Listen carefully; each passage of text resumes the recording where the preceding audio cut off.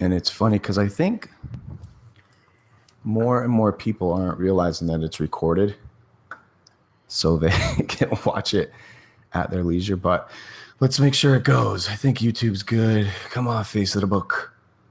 Which I don't even think YouTube worked yesterday. I was very upset. But the rust, I got to shake the rust off. And then let's do this. But bam. Did it look like Facebook was going? I don't know. I think it's gonna get. Yep, there you go. All right. Yahtzee. Oh yeah. We'll just look at this. It's better than nothing. Michael Schottey, round 2. Hey. Bam. Listen, we literally this man just walked in. He didn't have not an option to just. We're hitting it. Disclaimer for all those people's out going to be watching the moment. This is a very special show. It's a very big show for this gentleman. Listen, right off the bat, this man did not pay to be here today. He is a friend of mine. He is somebody that has never given me a reason not to like you. You've always been sincere with me and open. I appreciate you. Today is an opportunity for you to talk candidly with no agenda. There's a lot of questions a lot of people have. I'm going to do my best to just talk normal human being and as a citizen of this area. I mean, obviously I'm a resident of Flagler Beach, but I know you're running for mayor for Palm Coast. But for anybody out there right off the bat that's going to throw some shit, part of my vernacular, I mean, I'm just going to let you know something right now. This man I have no questions premeditated, and anything he says, I may or may not disagree with. So those haters out there that want to think already, I've been getting texts already like, but it's your papa boop, good or bad. I don't care. This is my show. You're a friend of mine, and I appreciate you being here. Thank you. I appreciate the opportunity to be on. Well, so what we're going to do is, since you've already been on, and those that know me and listen to the show know that I like to sometimes know what you ate for breakfast, etc. But we're going to go to a little bit deeper, and we're going to take it right from the top. We stay in pretty decent contact, and I can't stress once again, how much it means to me as a friend that I call, you answer. We're buddies. You're there. You're like that guy I know I can just call and waste time with, and or help me, and vice versa. And I appreciate that. Where the hell are you right now from a human being's perspective? Because first of all, you're human, right? You bleed red. Yeah. I've seen a lot of good and I've seen a lot of negative, but for the sake of the fact that I know people have questions, are you ultimately, how are you dealing with these? I'm going to take it from one of the most recent posts you did. These accusations that the city were making about, I don't even really know what they were. I saw your last post and it says that these accusations were, is outlandish the appropriate term? Like, or they weren't warranted? Can we dive right into that most recent? Yeah, absolutely. Okay. What was that and what is going on with that? Yeah. And I think one of the reasons I was so excited to be on your show is because, I've done your show. I don't know how you feel about competitors, but I did Ask Flagler as well. The other recent I love Joey podcast in the area. Santos. Great guy. And it was an opportunity to do what anyone in the public eye, and especially people running for public office, don't do. Right. Go out and do just a totally unvarnished, I'm going to, say what I feel, right. Because that's what our relationship has always been. That's what your podcast has always been. It's not a, we're friendly, but this is not a friendly space from a political standpoint. Correct. Where you're going to send me the questions beforehand, right. And then we're only going to talk about very specific things. This is, this is open, unvarnished, and things are going to be said here that I'm going to go back and maybe I would have said it this way, but politicians always want to do that, super polished, and you're not that. So, the allegation just came out Monday night, and it was super vague, and just that I would inappropriate contact toward or inappropriate behavior toward female directors. Okay. And at the city? Yeah. When you were employed? While I was at the city, they said that I had done these things, and the HR director came to the city manager and said this, and that they asked me to resign. And of course, the city manager said, because I was trying to be really nice to Mike. That is not what happened. And we can go into exactly what happened later. But it was just so vague that they could have thrown out anything. Any female at the city of Palm Coast gets to say anything to corroborate what that allegation was. Okay. And they haven't. And I'm not saying they won't. Understood. I'm not saying that, someone's not going to come forward and say whatever they want to say or whatever the city manager asked them to say. But I'm happy that the News Journal looked into it. Okay. There's zero in my record. I spent maybe a grand total of 1 hour in the HR director's office ever. And that was mostly because I was hiring people. There was never a mediation. Right. There was never a disciplinary action. There was never a discussion about my behavior. And quite frankly, I was trying to think, and I actually, just got off the phone not too long ago. I was trying to think if, like, is there any, specifically the News Journal article that came out today, Mr. Morton said I was sarcastic, I belittled, and I yelled at. And so just specifically yelled at. I was trying to think, have I ever yelled at a female? Have I ever done that? Because, I have 3 sisters. I'm, a touchy-feely, lovey kind of guy, but have I ever yelled at? And I thought, I was like, there's one female referee in our football league. I think maybe, I overstepped the lines, and I also apologized to her. Right. Her husband's a ref too, and I've said the same thing to him. And I don't. So you're saying in the midst of the game, maybe you've lost your cool, that bad call, etc. But so these accusations too have they? Because this is why I appreciate you and those that are listening. I legitimately have no clue. Have they? Because this is why I appreciate you and those that are listening. I legitimately have no clue what I'm going to ask you here, but going off of just what I've seen recently, and that is this accusation. Was this something done while you were there, or is this coming out now? Or did you know what I mean? Where are we at with that? It's coming out now. There was a very, very brief mention. I spent the day before I resigned. I spent about 3 to 4 hours. It was like 7 o'clock at night before I left City Hall that night. One of the last words that night to me was Mr. Morton saying I didn't deserve to be fired, insinuating that I should resign instead. But he did not think that I should go. But because the mayor didn't trust me, he was thinking it had to be the case. Okay. And the mayor didn't trust me because I wasn't on board with all of the stuff that has come out recently, that is factual, not just me alleging, but it's factual. Right. There was a brief mention that during the Tech Beach Hackathon, which was an event right beforehand, people thought I was short with them. Well, you weren't friendly, right? Like during the course of the event, as I was trying to get stuff done, that people thought I was short. Okay, and that sat with me so hard during that day that as I'm taking other meetings and doing other stuff, I'm just broken up inside. Like, who did I?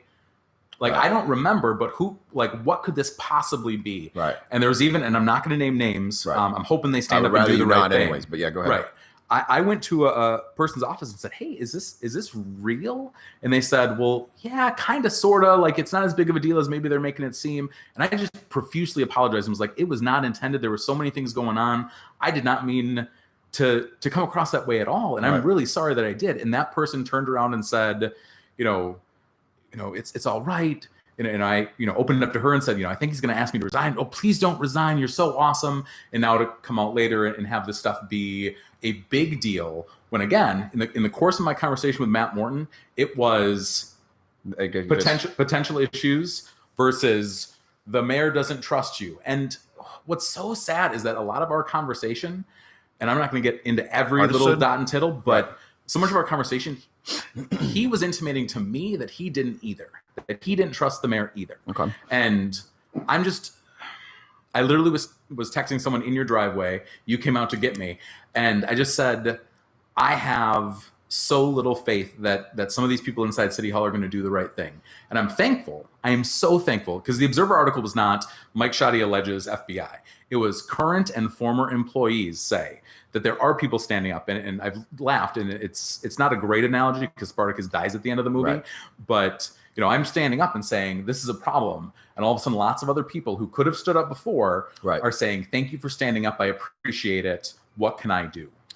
So the timestamp of this accusation that had happened regarding what was where were you in your employment? Was the first 3, because you were only there 6 months. Right. Was it within the first 3? Where were we? Was it the first 30 days, 60 days that this was being accused to you, or whatever it was? I want to hear the actual what's being alleged, because there's no physical evidence ever that any of this ever actually happened. Okay. And so you don't even really know what to, you can't really, because it's one of the crazy things that I have noted throughout this process is I could come onto your show and I could even find 3 other people to say, Mayor Holland kidnapped the Lindbergh baby. Well, if that's going to be just accepted as, Mayor Holland responded to this, that's not how any of this is supposed to work. Right. And so there's got to be some level of physical evidence. There's got to be some level of, something that and just the people that have known me for a long time, again, I'm not a perfect person. Is there going to be, if she's so willing to go personal, I went legal, I went factual, she went personal right away. Where is the line? And is anything that comes out going to be, well, Mike Schottey's just a terrible person? I'm ready to accept that fate. I am totally ready, because I've been told numerous times she's going to ruin your life. While I was at City Hall, it was said to me, You're talking about Mayor Holland in your life. And so I've had people at City Hall say it to me. I've had people that have left City Hall say it to me. And I've had people that are in like business relationships with City Hall say, well, don't cross her. She'll ruin your life. It's been a repeated phrase in my life. And at the end of the day, she can't. And that's where a lot of this comes from, because she can do a lot. And my wife has been a wreck the last bunch of days. My other business relationships are very, attuned to this. I've had people, question my relationship with a football league that I help run. All of this is super personal to me. But at the end of the day, I've got my wife, I've got my kids, I've got my savior, and like she can't take any of that from me. And so, and that's where like I hate patting myself on the back, but people have called it courage. I think it was courageous. I'm not, other people are going to say it's politically motivated, but I went out on this ledge because I know that intellectually she can't hurt me. She can hurt me here. Right. I'm not going to lie. Monday night was not a great night when the Observer was the Monday night the night that you made the video? No, I did, but the Monday night was also the allegation came out, and the Observer just printed it as a press release. And I've already had talks with the Observer about, I didn't think that was appropriate. Putting allegations out there, putting your response out there without any, I appreciate what the News Journal did. The News Journal took a look at the allegations and said, these are pretty strong. And what worries me a little bit is when you look at those, I have already provided evidence that backs up some of the other points. They're saying X, I've said Y. There's already physical evidence that says that Y is true. And so you have a document that the city released that there are lies in, but you're going to print, and that 10th one right at the end, so vague, so interesting, that's become the headline. We're talking about it. People in Starbucks earlier today were talking about it. And it's exactly what it is. I hate giving it oxygen, but I'm glad the News Journal came out and said what they said. I'm ready for more. Like I said, I'm intellectually ready for more. I know I might be in the fetal position when it happens because it's going to suck. But I just want to make sure that I'm like crystal clear. I think there are issues with Melissa Holland as mayor of Palm Coast, not Melissa Holland as a person. Now, there is a difference because I'm calling her out as a leader. I'm calling her out as that she's done unethical things. I'm not, pulling my punches either. But I'm not saying I want to ruin Melissa Holland's life. I'm saying I don't think Melissa Holland should be mayor because of some of the things that she's done. They attacked me as a person. And I think that's, and not just unfit for office, but basically unfit to do whatever. Like, understood. And I hear your feelings on that. Let's do this. Let's go backwards now and start chronologically. Michael Schottey makes a decision to run for mayor. You obviously had left the city. I remember you sharing with a few people that was something you were, it was in your think tank, and on your heart to do. And you originally didn't come out in the chronological order with, hi, I'm Michael Schottey, I'm Melissa Holland, did X. Right. But at a very short period of time, to, I guess, support the campaign as to be, I guess the term whistleblower would be appropriate, I guess, is that, because I've seen that. I would say it's culturally appropriate. Okay. Legally speaking. So I used to be a journalist, and that definitely is not a nice thing to say in Flagler County because some people don't like journalists. But because I'm a journalist, I sat on boards where we talked about what whistleblowing is, what the ethical restraints around like protecting sources and doing things like that. And it's never whistleblowing unless you're going to the appropriate authorities. So I'm not a whistleblower. There are whistleblowers in the city of Palm Coast, and there have been, and I hope there continue to will be. I'm looking at you guys. There are people who have stood up and done the right thing, who will stand up and do the right thing, and they are my heroes for so, doing that. So technically you're not, but you bring, and then we're going to cover these if it's cool with you. Once again, for the sake of this conversation, obviously the fact that we're live, if you don't want to answer these questions, bro, it's your, you don't owe me anything. You do you. But one of the questions I have is, so the accusations, and I hope that I'm speaking, I'm no legal dude here. So if I'm saying, I'm just going to say what I've seen on the internet. And if people have a problem with that, then submit it to my HR department. Here's what I find fascinating is that the accusations that are being made on the behalf of you, which seem to be accumulatively a lot of people at this, it seems to be a growing, there's people that are saying yes.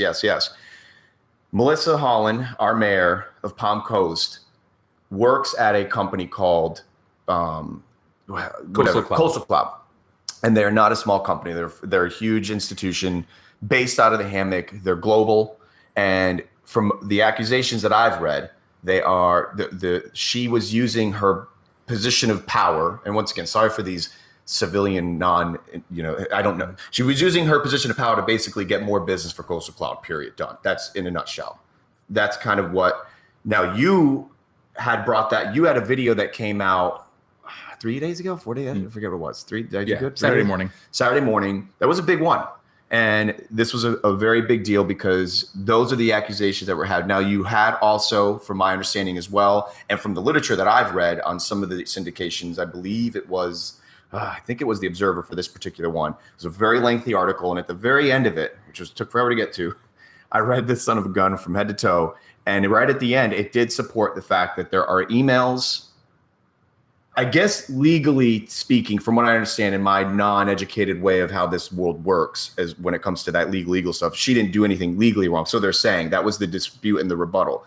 But it is a fact that there is emails that she was using that are on paper that have been acquired and published, that she was using her emails with the mayor's signature to land and or basically rock the cloud. Like that's in a nutshell. Is that, you still standing on that? Yeah. And that's, I mean, let's break this down. Let's 100%. Let's pull it out of that context and let's let the public decide. So I sit as vice president for a football league that benefits kids. Okay. I make zero money off of it.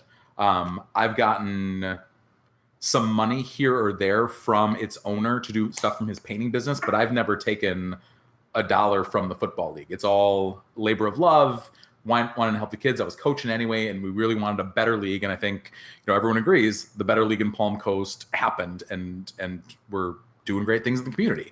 But the law states that as mayor, because I think I'm going to be one, as mayor, I could never do anything as mayor that benefits that football league. Can I still be on the board? Maybe. And I would ask a lawyer about that. When I'm mayor. The Florida League of Cities does tons of training and lets you know what exactly you can and can't do. The city has an attorney that should be watching this with a hawk eye. But here's what I wouldn't do. And I just on its face, I would never do this. I would never get to a council meeting or a Mad Dogs board meeting and say, I want to have a talk with someone as mayor, but oh, by the way, we're looking for sponsors for Mad Dogs. I would never put that in a PS at the bottom of the email. I would never say, oh, my other hat is quote, ... I mean, I've joked, and this isn't necessarily a laughing matter, but I'm, one of my college minor was in Latin. And so I say that it basically loosely translated into Latin, that's quid pro quo. That is the exact thing that everyone knows you cannot do as a government official. You can't say this for that. And, Melissa Holland's rebuttal has been that these were taken out of context. You can go to the microsite that we set up, hollandfieldpc.com, and you can download the 44 emails between the city of Orlando and Melissa Holland. Some of them are benign. Some of them are, form letters that get sent out. Some of them are, emails that, basically spam that get sent to all Florida cities. But other ones are, definitely create a timeline where it's, mayor, then Coastal Cloud business as mayor, then Coastal Cloud business as mayor, and then Coastal Cloud emails in business. And then when all that stops, and at one point, I think it's in April or May, there's just no response. And then, hey, I'd like to set up a call. Hey, can we discuss? Hey, just touching base. And nothing. It's crickets from the city of Orlando about this $41,000 she wanted them to spend in services. And then you get to August, there's been no contact from the city of Orlando on the scope of work that she provided.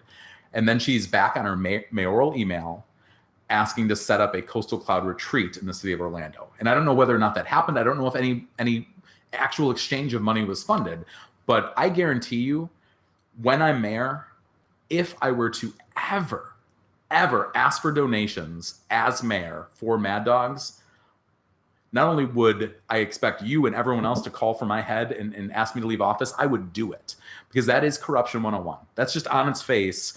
Like it's almost so blatant that people have to ask themselves whether it's wrong, because it's just so out there and so blatant. And seems like, I mean, someone told me, and I'm not a lawyer, but I had a lawyer tell me, he's like, this is a first-year law student question, because if you ask a third-year law student this, they'd laugh at you, and it would be disrespectful to a third-year law student whether or not this is breaking the law. So these accusations are that, once again, so this makes sense, and I appreciate you explaining this. Now, let's amplify it, because all this was news to me, and is it also true, or is these accusations that exist that she also has acquired significant contracts in her, whatever, as mayor? It seems like, do you think it's a fair statement to say that because of her influence that Coastal Cloud has won massive contracts, like building apps and stuff, or is that, am I wrong? I don't know that genre. So or is that? I'm going to say this right off the bat. I have nothing against Coastal Cloud, and I get that they don't think that, because plenty of Coastal Cloud employees have, either blocked me on Facebook or commenting on my Facebook stuff. I really don't have a bone to pick with Coastal Cloud.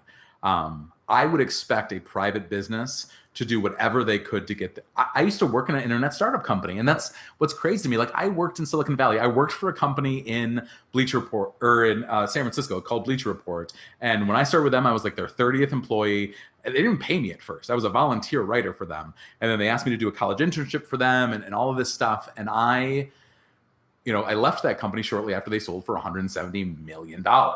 Like, I know this world where you're just biting and scrapping and trying to get and it makes sense for them to say they were scoring terribly when they would bid for city contracts. Even in Palm Coast, they were scoring terribly because they just don't have the experience. Right. And so it makes sense for them. And I don't fault them a little bit for trying to get the government experience that they're getting to hopefully sell to another. More power to them. They've been a good employer in this area. And even though they're not technically within the city limits of Palm Coast, many of their employees are.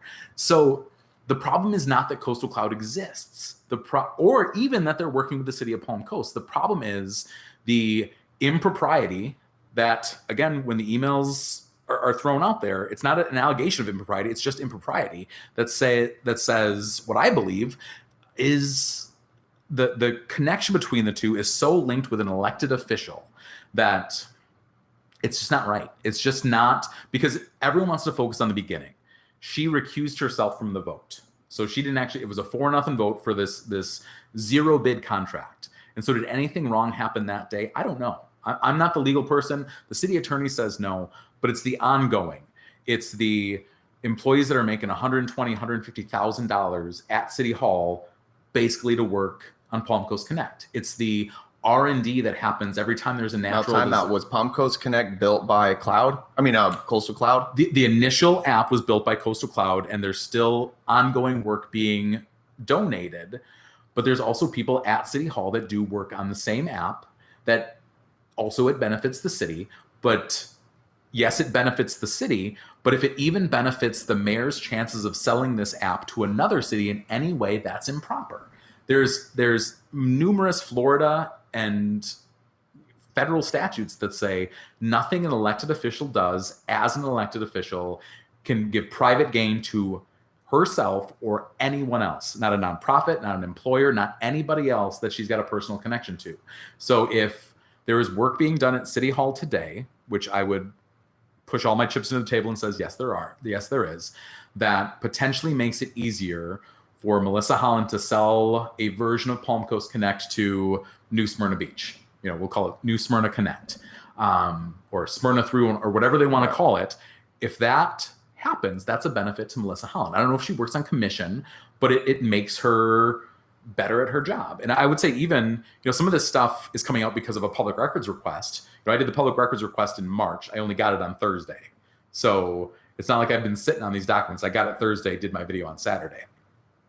When even if you push that all aside, even if you say the emails, look like they're out of context, which they're not, or looks like it's not that big of a deal, which it is. There have been city employees sitting on Salesforce webinars that telling a bunch of other government employees that Palm Coast is really good with Salesforce doesn't really help Palm Coast. Like, they're going to say it does, but all it does is strengthen Melissa Holland that I've seen. Melissa Holland, Director of Public Sector for Coastal Cloud. It's always been Melissa Holland, Mayor Palm Coast. And when she sends an email to every elected official in the state of Florida, including Nick Lucas and Bob Cuff, I know got one. And I know they've talked to investigators about doing that.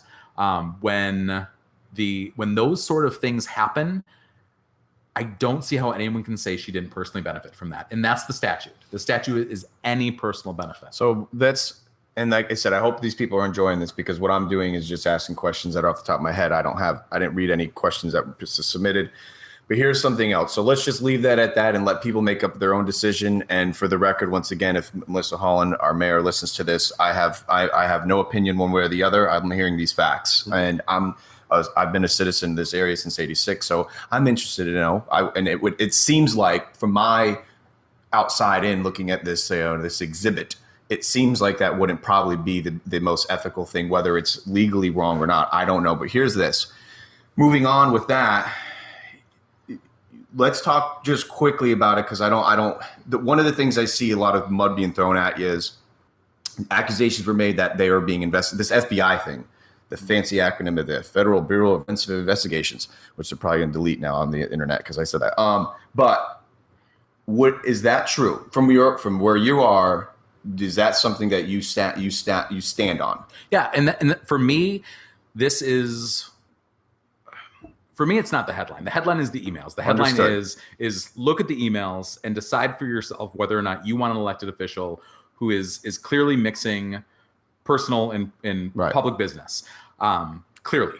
But I see a lot of people, like, unfortunately, from a clickbait perspective, right. There Absolutely. seems to be a lot of people saying, yeah, is it something that you want to talk about, or just it's not like no? So I'll say this, that the reason I stepped out was because, and said these things, was because I was begging other people to stand up, other people to do the right thing.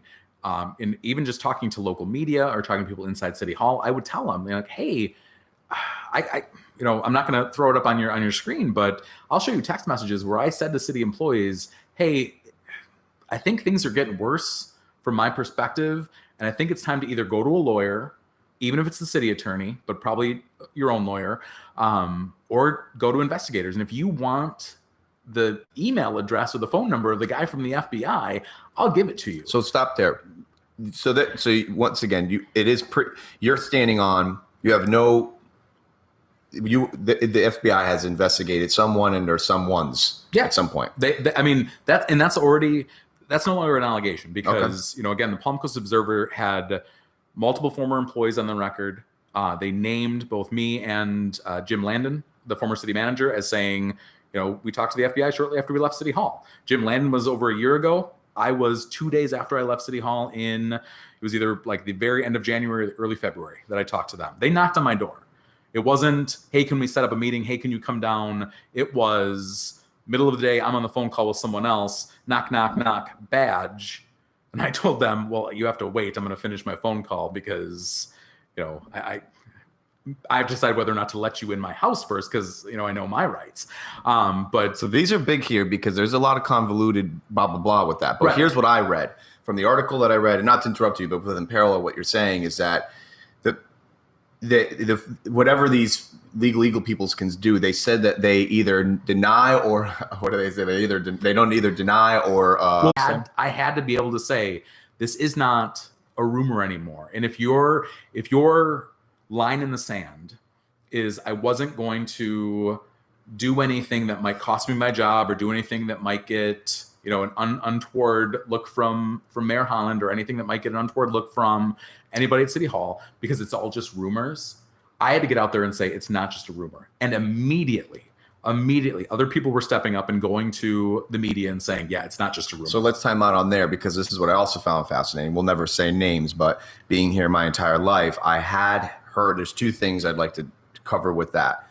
I knew I don't recollect a lot of stuff that just doesn't have positivity to it. And I remember very recently, it seems that there was this like big, is mutiny the right word? Like when pirates go on against their captain? I don't know if it's the right word here, but I know like it's the word you're looking for. I like pirates. So there was a mutiny back not too long ago where it seemed in the new, or every time I turned on the computer for a while, it was like a handful of people were leaving the city. We'll get into maybe why, but let's just say that would seem to be happening. What was the timestamp on that? Do you remember when that was? There was like a big whoosh, yeah, a ton of people were leaving. There are some that was right before the new city manager took office, and there were some that there was a larger slew of them. Okay. Right after he took office, and then there's been a consistent, probably like every month or so. And I can also say that. Were you there for some of that? Yeah, absolutely. So I came in. One of the things that I think one of the local media said is that I was sort of the first big hire there'd been other promotions, but I was the first big hire of Matt Morin's tenure at the city. And so I was not a Jim Landon holdover. I was not a plant. I was not someone who, did things the wrong way. I was hired. First of all, I applied for the job because Mayor Holland asked me to, period. I was at a Flagler Education Foundation dinner because myself and my business partner support the Flagler Education Foundation 100%. And I was at that dinner, met Mayor Holland, probably for the 5th or 6th time. She had done work with us because of the football league, and she just knew the work that I had done for the football league. She asked me personally to apply. The most hilarious part of all of this is when I got to City Hall, I had 3 positions that I directly directed. I had applied for all 3 of those positions and never got one because my background in non-traditional journalism and different stuff, it wasn't what the resume filtering software was looking for. And I was told flat out by someone in HR that I never even made it to the 2nd round because my degree is I went to school to be a minister. Right. My degree is in biblical languages. Like we can talk about Greek and Hebrew and Latin and German all day long. Right. But I don't have a journalism degree. So when I was asked by the mayor to apply for a position, when eventually Matt Morin got around to interviewing me for the position, it was all like perfect fit. There's repeated, text messages and emails that I have that say, we're so excited to have you on board. One of the things that was repeated a lot at City Hall, one of the people who interviewed me said that I wasn't like the other candidates because I was dangerous, but in a good way. Okay. And what that meant was, I didn't do things the way things that have always been done. And I didn't have a lot of fear in going on a limb and just failing terribly at something because it was what my team decided was the right thing to do. And you fail a couple of times and tweak it and get it right. So everything said I was the great fit. And so lumping me in with a bunch of people who were fired from the previous regime just seems like an odd fit. So let's talk about, go ahead. Just one last step, because when you all of it together, right? Because in a vacuum, you can say, Schottey got fired because of this allegation. So-and-so got fired because of this. So-and-so got fired. But when you put it all together, you're talking dozen? I think we're going on about a dozen-ish people who've left City Hall. Most of them were, resignations. There's not a lot of choice. Most resignations from a government position aren't really resignations. But you put them all together and you're talking over $100,000 in severance that's been paid. And you're telling me that you had all of these people who had worked for 10 plus years and all of them were bad. And then you start picking apart why. You start looking at, it's a lot of people in IT. It's a lot of people in communications. And it's a lot of people who since leaving City Hall have come out and not been fans of Palm Coast Connect. And I'm not saying across the board that's the only reason, because I don't know. But when you look at it, all of a sudden you start to look and say the whole picture, even if you truly believe that I'm a scumbag and I deserve to leave City Hall, that's your right to believe that. But there's no physical evidence of that. There's a whole lot of question marks around the statements that have been made, and look at the whole picture, because it's around a dozen of us that didn't know, I did not know any of these people, right? 6 months before I left. It's not like I had these long relationships. I've still never met Jim Landon. And for Jim Landon to go on a limb and say for me, yeah, I've talked to the FBI too. Yeah, I've never met the man. All I know about, once again, be the voice of what I've seen a lot of people be curious of regarding your leaving and walking the plank of this mutiny of the city. I hate to joke around about it, but I can't help to make some fun of it because it's just so much drama in the LBC. Did you leave or were you fired? In a city government situation, it's a distinction without difference. I was never not leaving. Looking back, I was never not leaving City Hall on that Tuesday morning. The big, long discussion we had the night before centered around differences that I had with the mayor. And I was led to believe at that time that, and this is the exact story that I texted to the mayor a couple days later. I was led in all parts of that conversation that the city manager had the same sort of concerns that I had. Remember, my allegation is that the first time I really learned rock-solid evidence of the FBI investigation was from him. And so I thought this was my friend. I thought this was my mentor. I thought that this was a guy who was on the same page as me. The next morning, it's a Tuesday morning. It's right before council workshop. I walk in. I'm 99.9% sure I'm leaving City Hall that day, but I still held out. On your own accord? Well, of whoever's accord. I was pretty sure that I was leaving. But I had hoped that, maybe I could have one last shot, because there had been other instances where, hey, the mayor is questioning your, fealty, trustworthiness, stuff like that, because I wasn't always on board with all of this stuff. There was public record stuff I wasn't on board with. There was, communication stuff that I wasn't on board with. And the city manager demanded my resignation, because when I said, what if I'm the good kind of dangerous, I don't believe she can ruin my life. He said it that morning. I don't believe she can ruin my life. I don't like quitting. I've switched jobs because I've had other opportunities and I've had different wants, but I don't like quitting. I don't give up very easily. And my wife even had said to me the night before, I said, what if I make you fire me? And the dude demanded my resignation, called out, I thought we were friends. She's going to ruin your life, stuff like that. So, it is a distinction without difference. And I think what's crazy is that, there was definitely what is that? What if I was explaining that to my 16-year-old family member? What's distinction without difference? It's they wanted me to leave City Hall. Okay. And the way that they did that was through a induced resignation. They asked me to resign. And I've, around a resignation, there's always like the touchy-feely, here's the good story, and if I did anything that was truly untoward, there's a quote from the day after my resignation where Mr. Morton said, there's no headlines here, there's no scandal. If there was really something that I did wrong, that's a pretty terrible management decision. If I really did something that heinous, you shouldn't say that. You can soft pedal and be nice, but if you're going to literally go out on that limb and say there's no headline here, there's no scandal, shame on him at that point. Right. But there wasn't. It was not working out for 6 months. They had sort of felt out whether I was going to be on board with some of the stuff, and I wasn't. And so I left City Hall. Apparently I found out after the fact I could have demanded severance, and I didn't, because I'm not that kind of guy.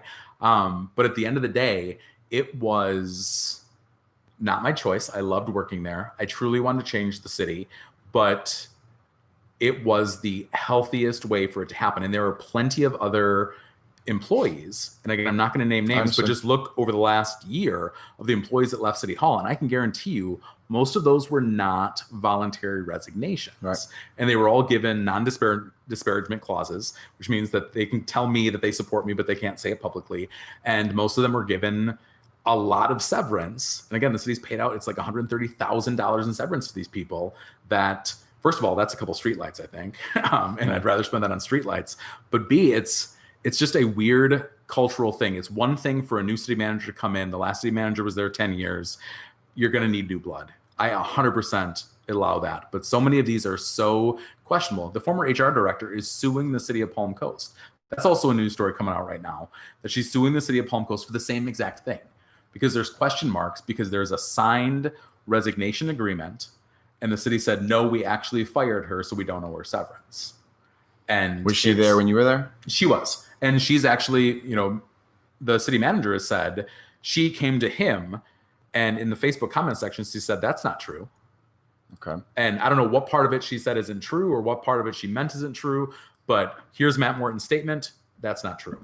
So I did not get along with her when I was there.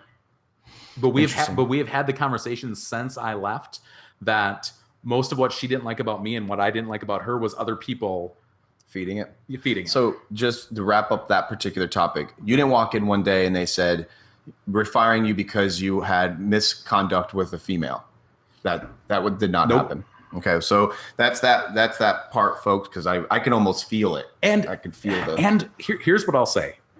If it was anything to do, because there are male and female employees at City Hall, and can I be a opinionated, sarcastic,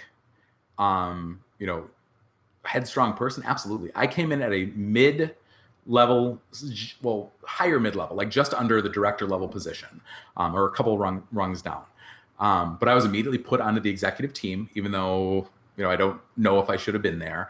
And there were conversations that I was having about mental health or about development or about staffing and communications guys shouldn't have. And so there were things where, I didn't get communication stuff done because my team was working on their stuff, or I wasn't able to concentrate on X, Y, and Z because the city manager was saying, we'll actually work on A, B, and C. Right. Did I rub people the wrong way? Obviously. I mean, I'm not there anymore. But the fact that it was specifically twinged, it was a female issue. It was a female issue. Like, no, I've talked to men at City Hall that they said, yeah, you were a little, that rubbed me the wrong way. I asked you to do X and you didn't agree with me. Okay. And I'm sorry. I think the way that you deal with evidence in my personnel record, and I'm going to back it up with a statement.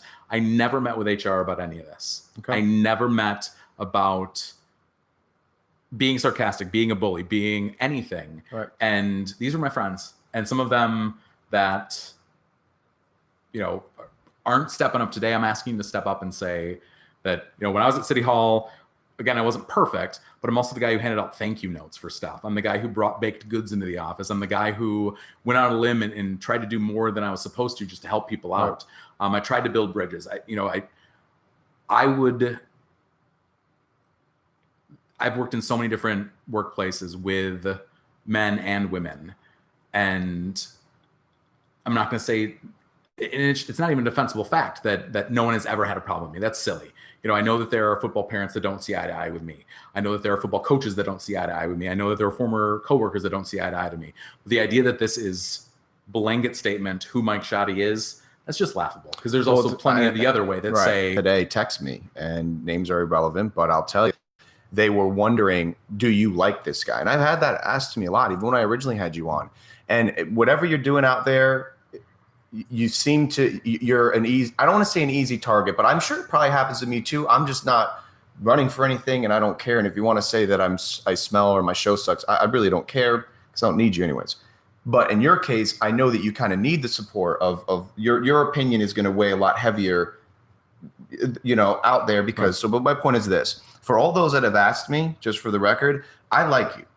I really do, Michael. And you've always been, and I have no problem telling you this to your face. I've told you this. I say this behind your back. I say it in front of your face. And I've said this about a lot of people that I've met in this adulting thing because we didn't go to school together. So I'm looking for reasons not to like you. That's just what we do as humans. I'm not Robin Hood and trying to save the world. Like I got to do me, and I've learned to fall in love with myself when I was super young to take care of myself, my family, and then everything beyond that is extraordinary. In this case, you've never done anything to me. You've always been very sincere. You've never even said anything borderline inappropriate that I haven't provoked. If it was fun, like bar banter stuff, and I appreciate that. So those that have questions or the next few rounds of people that text, I like it, and I think someone actually told me this the other day, and I think it hopefully is why people enjoy being in my solar system is that I say time will tell too. I'm also on the flip side. I'm not going out there and I'm not also like pillaging for you either. I'm just, right. And that's where, that's where I had a very specific thing that I took issue with, very specific. And here's a document that points it out.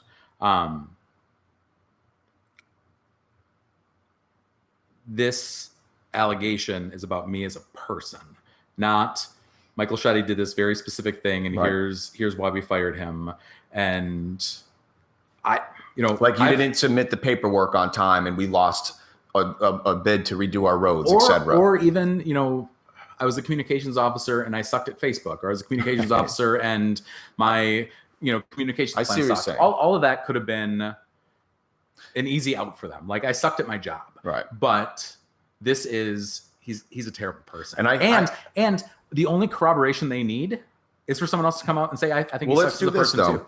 So that we can see, I want to really utilize today's platform to we're going to do this, because I had phone called you the other day, and I said to you as a friend, I said, listen, I'm no campaign manager by any means. I've worked on a ton of sites and stuff to help people get seen. But my only feedback to you as a friend, when I called you the other day and I said, listen, let's make sure on your behalf, let's try to make sure we're throwing out just as much sweet as we are sour, because there is going to be a lot of people. It's going to be very easy for people that don't like you now to use this as whatever these fun political terms are, mudslinging that you may be doing now towards Melissa, et cetera. But for the record, in this timestamp in the show, Michael has nothing against Melissa Holland personally.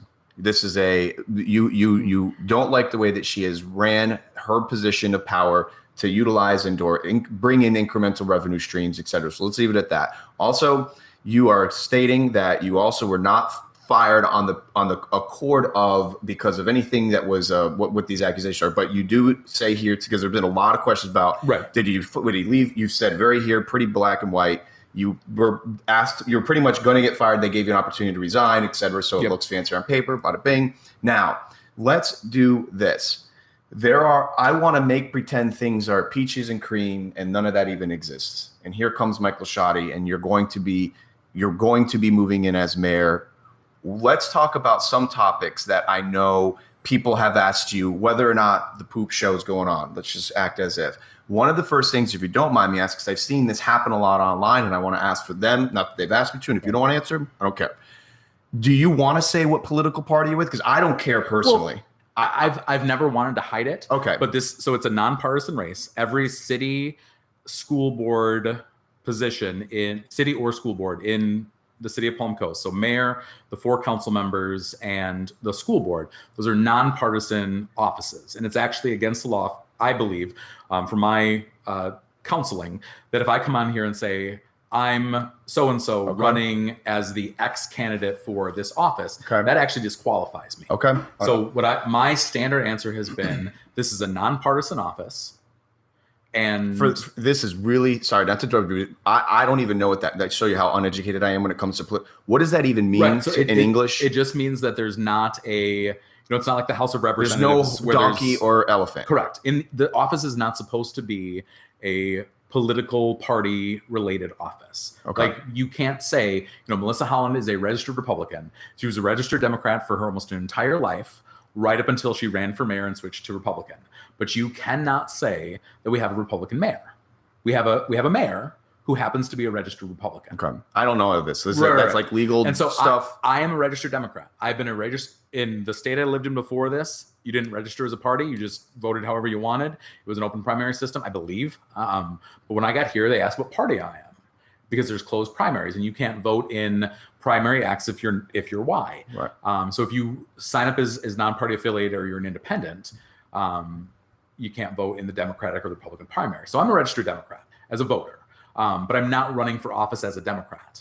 And that might seem like a distinction without difference. And I've had lots of people say, well, you're trying to hide it. And it's like, no, that's actually what every single candidate should be saying, that they're X as a voter, but they're not running as that for office. There's been a lot of shit on that, by the way. Well, I mean, everyone's... And it's what because people look at, there's different quizzes online that say what your actual, you might think you're X, but, here's your actual political affiliation, answer these 100 questions. I'm like... I'm so middle of the road on so many issues. I went to school to be a minister, and my first career was as a journalist.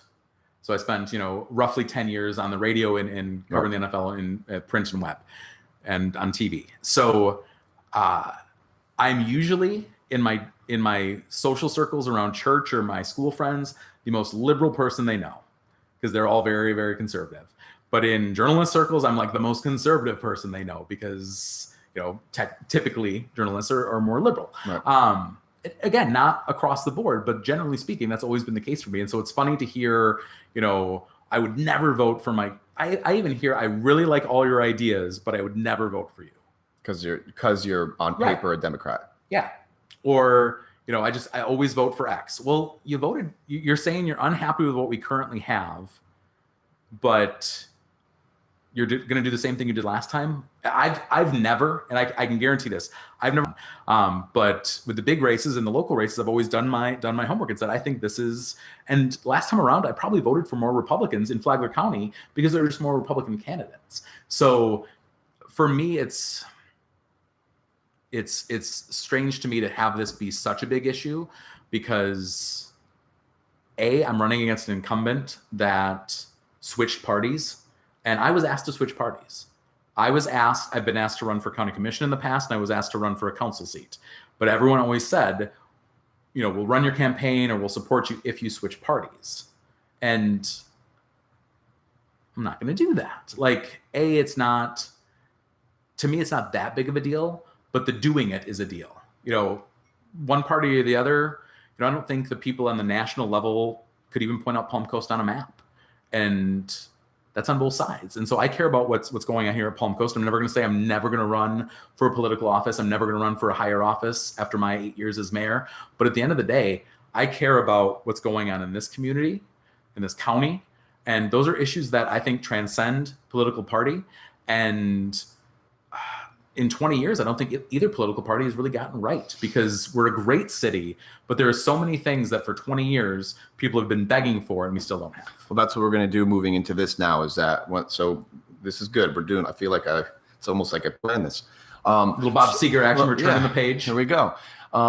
Let's talk about, I'm so sorry because this is where people are probably screaming at the screen like, ask them this, but I'm not going to. I don't know what the hell's going on in Palm Coast. I try to, nothing against my hometown, but I stay as far away as I can because it's just trafficky. It's like to me, it's so busy. It's like I go to soccer there on Sundays now, and even getting there on a Sunday, I'm like, holy banana bears. But I'll tell you what the hell is going on in Palm Coast that that you want to immediately I don't want to call it fixing, and I don't want to also act like you're going to build it, SpaceX for Palm Coast. Let's take it really practically. As these are questions I would ask you over a beer. Is what are you going to do? Like, what's going on that you think that you actually can fix? This is what I find fascinating about politics too. Is like, what the hell can someone really accomplish in 48 years? But what do you feel pretty confident that you're going to erect, it's going to be fixed? One of my favorite discussions is that the typical political question is, well, what are you going to do on your first day? Well, so I'm going to try not to be too politically nerdy here, but the city charter of Palm Coast says we should have a weak mayoral form of government. So a city manager led with a city council locally run the city. Okay. We have a very strong mayoral actual government right now, even though our city charter says we shouldn't. And so we talk about a lot what the mayor's agenda is and what the mayor's plans are, but that's not the way our city is supposed to be run. And so if I'm going to have a first day plan, it's going to be to switch that, because I've talked to most of the other candidates and all I've ever promised any of them, it's not, hey, we should run alongside each other. Hey, we should, make sure that we're on the same page on X, Y, and Z. And some of that conversation has been, what are your thoughts on X, Y, and Z? Because I'd love to get on the same page with you when we're there. But I've only promised a robust discussion. Okay. A robust discussion on all of this stuff in the public eye, because I know I'm really big on the city's fiber initiative. Okay. I had someone call me Saturday. I want to praise you for your courage. And, let's talk about how we might be able to work together. And I said, all I'm going to promise you, I'm not going to get on the same page with you right now on anything, but I promise we'll talk about it when we're both on the council, because there is, and I'll name names here because he's a public official, Councilman Jack Howell has, talked about wanting to do a lot for the homelessness issue in Palm Coast, a lot for the opioid crisis that's going on nationally, but definitely has stuff going on in Palm Coast. And I feel like he's been out on a whole lot of limbs, but in the wasteland, because they let him talk at the end of a council meeting. And then when I was working there and also since then, it doesn't seem like a whole lot of traction is getting done because that's not the agenda. And what I want to promise first day is that every council member gets their priorities equally addressed, that we should have these workshops. There should be robust discussions about these things. But for me, and just again, turning the page, and Bob Seger is a Detroit guy, so I'm just using that reference. But 4 years ago, when some of these current politicians were elected, the business community got together and said one of the biggest problems in Palm Coast is that 80% of our city's revenue is tied up in, and these are round numbers, but 80% of our city's revenue is tied up in single-family home property taxes. Like, that's what exists in Palm Coast. There's not a lot of commercial development. There's not a lot of multifamily.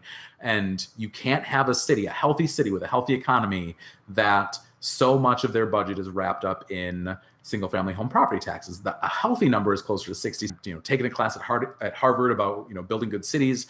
So you can't have that much of your city. My other big thing about values. And so you need more commercial development. You need the things that people ask for, like we need a splat, or we need like a bounce park, or we need a Trader Joe's, or we need and you can't come in as mayor and say, I'm going to get a Trader Joe's, but you can do the things that help encourage more commercial development. So again, 4 years ago, 80% was a terrible number, and we should totally fix that. Okay. It's 90% today. It's gotten worse. It has not gotten better. So 90% of the way the city is making revenue is off of just taxes round number, but yes, it's gotten worse. On that note, just because it's off the top of my head, because I know it also caught a lot of steam online with this whole dollar store thing, and I saw you kind of getting some mud thrown at you. I think is it a fair question to say, like, are you pro or not pro dollar store development? Because I guess there's a big I saw people like literally like, if you're not, then I don't like you. So but I guess, correct me if I'm wrong, but I think if you're pro the dollar store, you're also saying inadvertently that you're also towards overall growth. It's not just the dollar store, but where do you stand with that? Because I guess that's causing isn't that a huge issue right now? Well, it's the problem where if you really wanted it to be about dollar stores, and only are going to talk about dollar stores, you actually were taking a look at neighborhood commercial. And ITT left us with this wonderful plan. We're one of the few master plan communities that actually worked out in Florida. And every neighborhood has neighborhood commercial on it. Now, I know the latest dollar store was, a church sold off part of their property, and that became commercial. And I've heard that it had to be commercial, like it could be nothing else. You're not going to build a home on Matanzas Woods Parkway. You're not going to build a park right there on Matanzas. Maybe you could have, but whatever. I've heard that it had to be zone commercial, and when it was zone commercial, Dollar General swooped in. It wasn't like the city said. People don't get that. People don't say we want. The city does not say we want X number of dollar stores, X dollar of Subways. The free market decides that. And is there absolutely a concern? I've heard about towns in West Virginia. There's towns in Central Florida where you go every 2 miles and it's another dollar store. Is there concerns about that? Absolutely. I would love to keep that from happening in Palm Coast, but when we have these neighborhood commercial lots, they exist in a lot of different in a lot of different neighborhoods in Palm Coast, and they're already zoned commercial. And so when someone buys that lot and wants to develop it, there is nothing legally the city can do. And so there's a gas station on Pine Lakes Parkway. Okay. And there was a similar discussion around that. And I don't know the ins and outs. It was before my time at the city, but here's what I know. With all of the rancor that happened around that being built, that people did not want a gas station in their neighborhood, I always see people at that gas station. And in the L section, again, is a Dollar General the perfect business to put there? Probably not. Well, they built one. There's one right outside the L section on Matanzas Woods Parkway. Was it the perfect business to put there? Would I rather had a Whole Foods or that Dollar General always has people in the parking lot. Yeah, it was busy when I drove by. On this note, too, so I think to try to maybe ask some further questions that people may have is the city did halt the production of... Correct. Okay. And there are good things and bad things about that, because, when you take a look at what's zone neighborhood commercial, and again, remember, my job was to make this sound like a good idea at one point. There is rules in the neighborhood commercial where, like, on that lot, you could, because of the zoning, you could like manufacture TNT or render pork fat or make soap. No one's advocating for a TNT factory in the middle of a neighborhood. So codes have to be updated. Laws have because you're saying technically right now, not to interrupt you, but you're saying technically right now on paper, because it's maybe rather prehistoric codes of conduct, I could, in theory, hey, I'm going to start a slaughterhouse right here. In theory, like you can't. But as of right now, correct me if I'm wrong. There seems to be a lot of discord from Jump Street about questioning whether we needed so many dollar stores, which people immediately took a look and said we don't have that many. But when that's the storyline, and even if it's just a PR nightmare, perception becomes reality. And I know of developers that don't deal in dollar stores at all who have taken a look at this and said, why are you messing with the free market? Why are you telling businesses they can't come here? Because you already have a perception in Palm Coast that you're tough for business, that you're bad for business, that businesses would rather go to Ormond or St. John's or different places, or even just into Bunnell. Because there's less red tape. Now, I guess it's not an easy yes or no question because there's so many moving parts. But ultimately, what you're saying is that you're not necessarily for what the city may have done and halted that project, but you're saying those codes need to also be addressed, not just the yay or nay. We should constantly be taking a look at our codes. We should constantly be taking a look at the master development. The comprehensive plan, because for a lot longer than 20 years. And understand that when those people made that plan, they had gone to school 20, 30, 40 years earlier. And when you look at today, what cities are doing, there's such a vast chasm of difference between, what was being done best practices in the 50s are not the best practices in 2020. And so we should constantly be looking at it. I've had 10 conversations in the last 3 or 4 days about yard signs and whether you can park a work truck in your driveway. I've seen a lot of that and stuff like that goes to the very heart of this. You should constantly be looking at it, but it should be. Are there some things, I guess, once again, I don't know if these are questions that can necessarily be answered, but is there some things that immediately you can change? Like, for instance, we're no longer going to use Macs, we're going PC, that kind of stuff. Like, are there things you're going to do that you foresee, whether they're good or bad, that you want to change, that you like? Is there something that you know what I mean? Like, there are things that I want to have a robust discussion about changing, like from day one. The issue of the economy. I think one of the reasons it's so hard. So when we talk development is everything from you wanting to put up a shed to building SpaceX. I'm not promising SpaceX, but the smallest thing to the biggest thing, that's all development. You still go into the same basic area of City Hall and start getting your permits basically the same way. And some of these are based off of, like, they call them development of regional impact and master plan development orders that are super old. But when you want to build, you come in and basically development is all this. That area of City Hall has like a $4.5 million budget surplus because they are woefully understaffed. And they're woefully understaffed from what I've seen because so many things have a very linear project management basis. You don't have, 5 different really talented individuals doing something. You have this person does this person does this, this person does this. And they may be working on more than one project, but you can't add more to their plate until they take one off. And so, a place that has, takes 18 months, 12 months to open. Let's get that down to 6 months because that's what's expected. Most businesses don't have 18 months of runway to start paying bills before they open their doors to start getting revenue.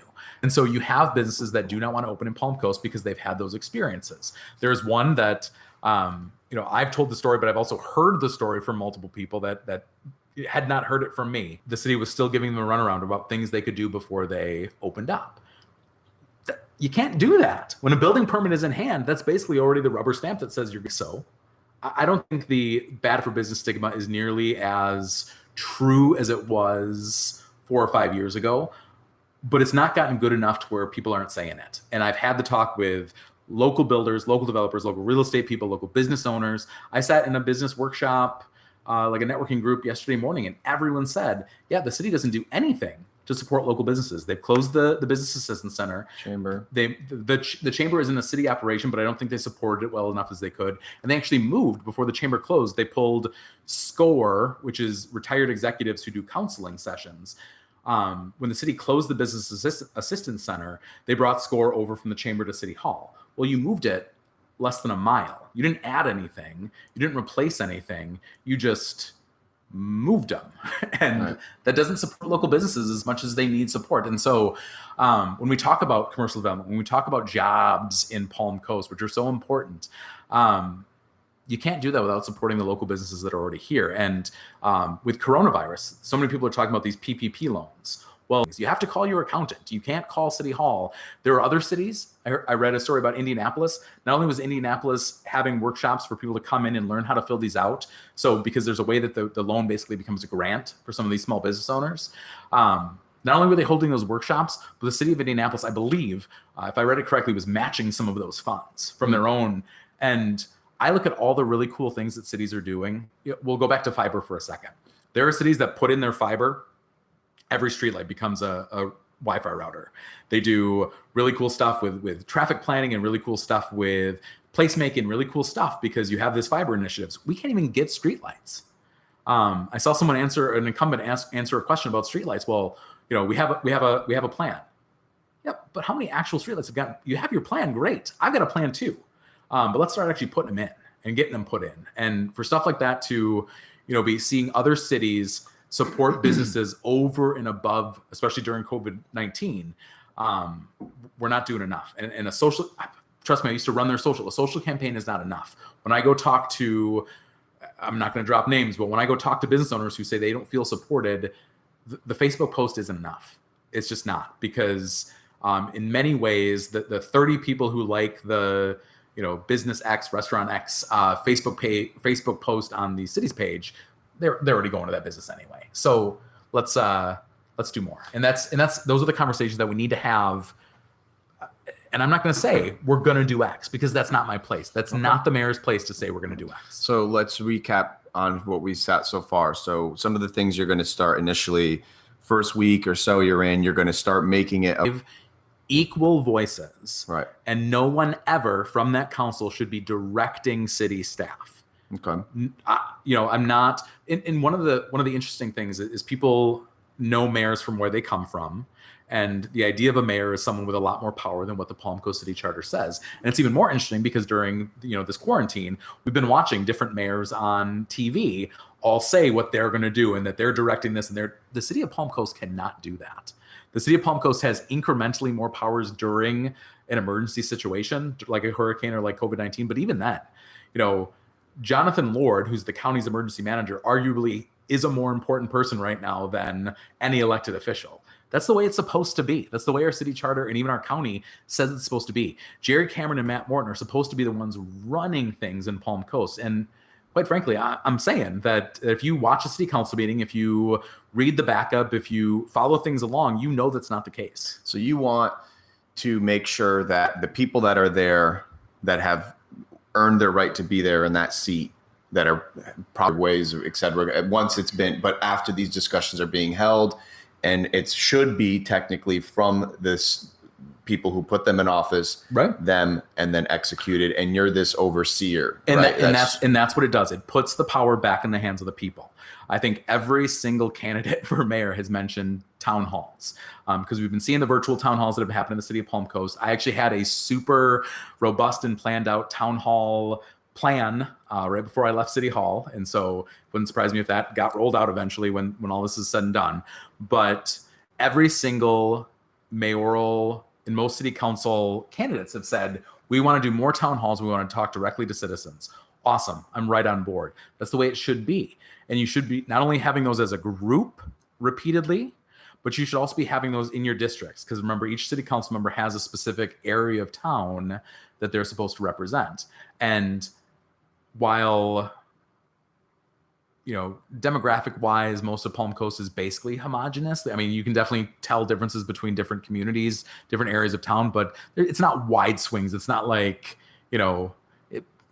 drive around Palm Coast, right. The C section is not vastly different from any other section and vice versa. That being said, there's also different things that people care about. Right. I'm, marketing, leadership, a little bit of tech, a little bit of PR. I've done some consulting work. I've done some business development work for different companies. I have a lot of things I care about.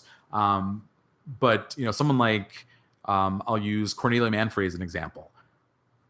We can all talk about what we would do to actually bring business to this town. Cornelia Manfrey has lived that day in, day out. That's her job. She's Palm Coast? Absolutely not. And, vice versa. Jack Howell. Jack Howell, you are a former Marine colonel. And, you care a lot about other people, like the Teens in Flight stuff, which again, I don't think he's ever, it's a nonprofit, which he always steps back and doesn't like advocate while he's a council member. But he's done so much for the community that he looks around and says, I really want to tackle this mental health thing. Now, mental health is big for me too. My brother that I grew up with, shared a bedroom with most of my life, has both mental disabilities and he's got mental illness issues. In college, I worked as a mentor and as a caretaker for both adults and children with mental disabilities and with mental illness. And these are things I passionately care about. But I also know in the grand scheme of my 24 hours in a day, if Jack really feels passionately and wants to take that. So you've got the place discussions we're going to have, because I want to ask some of these council members, because I'm going to have a couple council members, no matter what, that have been there. And I want to have those discussions, because I honestly, and I don't mean this as a slight against them, because I don't think it's what they've done. I don't know the full scope of what they care about, because I don't feel like what they care about has been heard for the last couple of years.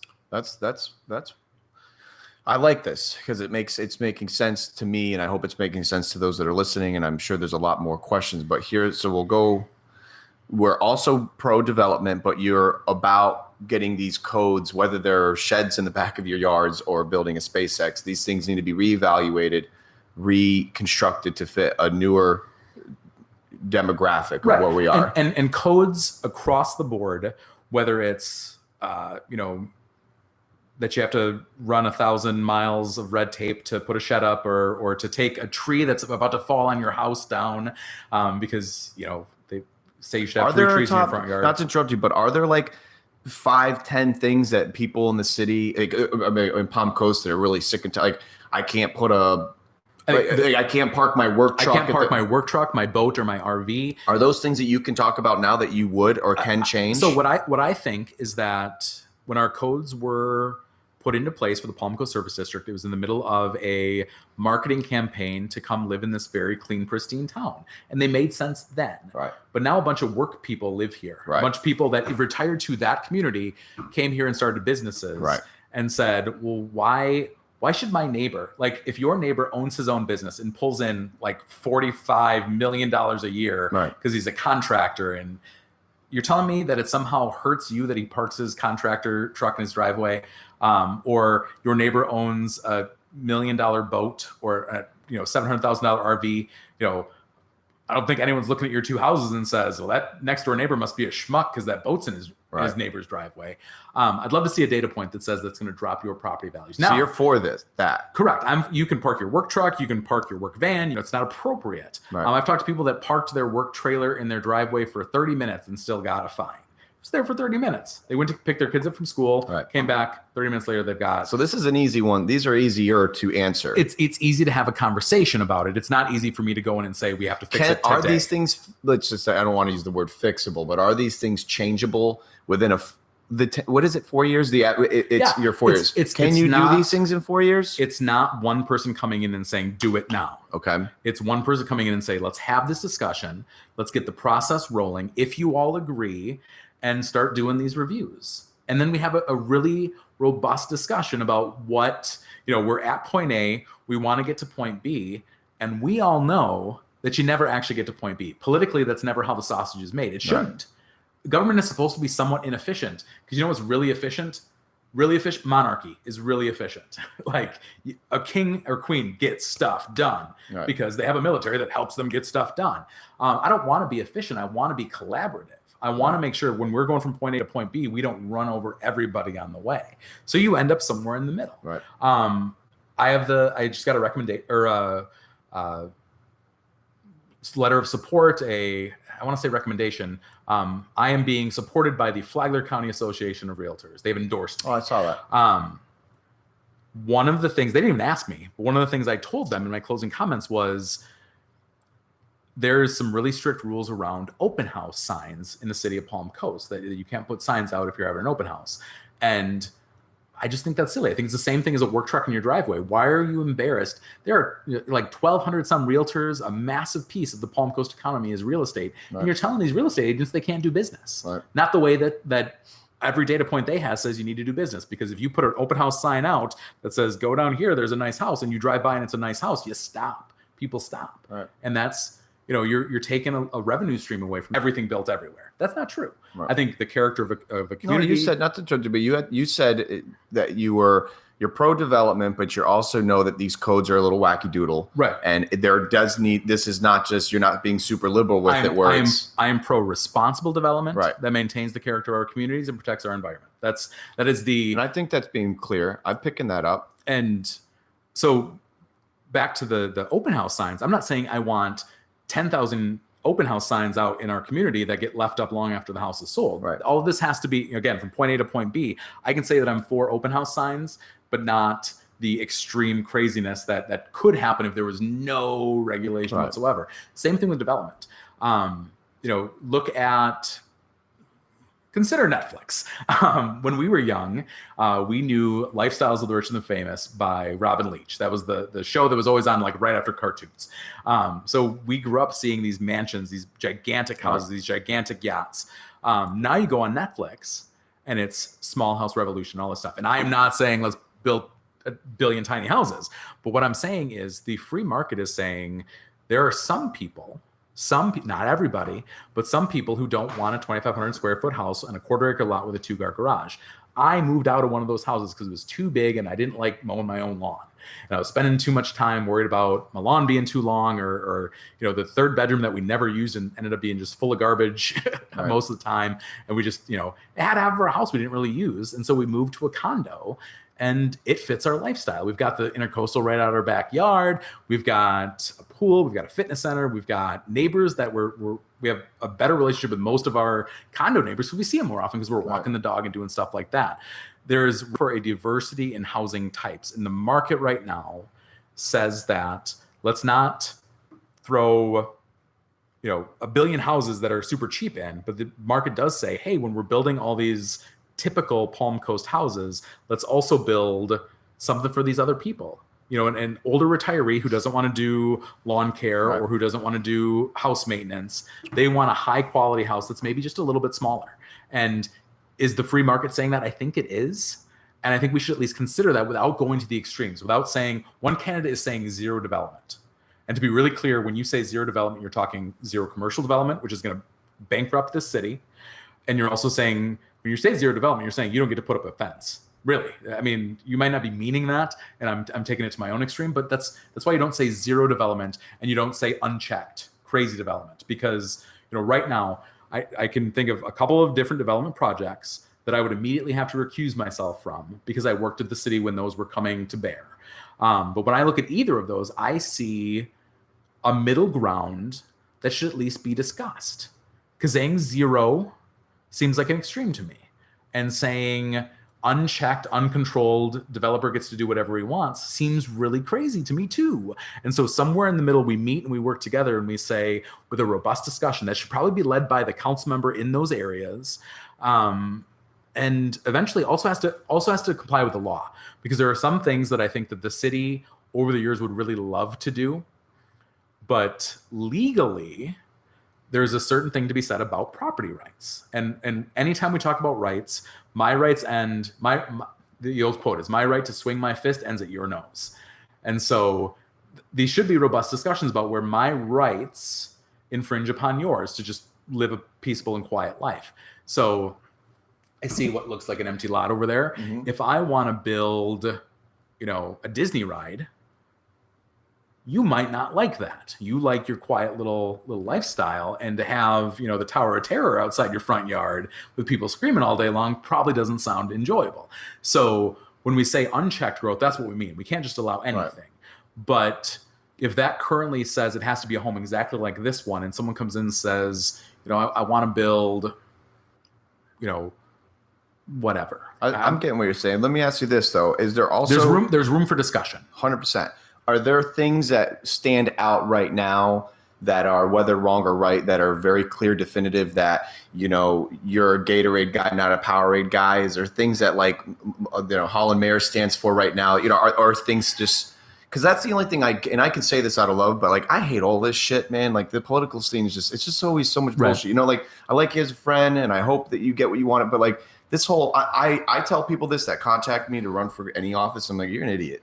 and they know that I'm being sincere. Like it's like, first you of want all, to deal with this? I will jump in and support you if you ever want to run for public office, because I just know you don't care about any of this stuff as much as some of us do. I'm doing this for the people, man. And to have that genuineness would be pretty great. And I'm not, and I hope those that know me know that, like, I don't want to say I don't care and I want, people running around and killing people. I'm talking about, I just wanted to, is there something simple that I could, if I were to go say this to a 10-year-old today, that I sat down with Michael Schottey, he's running for mayor, what is he going to do?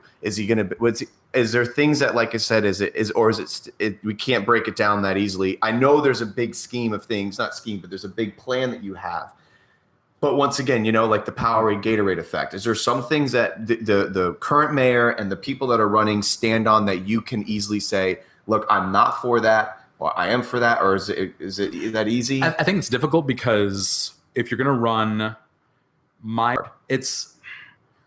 then let's if you're going to say our 20-year plan, like what should Palm Coast look like in 20 years? I don't know if there's a ton of daylight, because we both want the same things, but how we get there is so vastly different. I see what you're saying. And her record over the last 4 years has not she made promises 4 years ago that, again, that 80% of city revenue wrapped up in single family homes, in the property taxes, that's gotten worse. She ran on making it better, and it's gotten worse. So let's hover on there. I don't want to say that Melissa Holland believes X, because she doesn't. I think at the end of the day, she wants the same thing, but she hasn't been able to get us there. All right, so understood. So let's use this. And on that being said,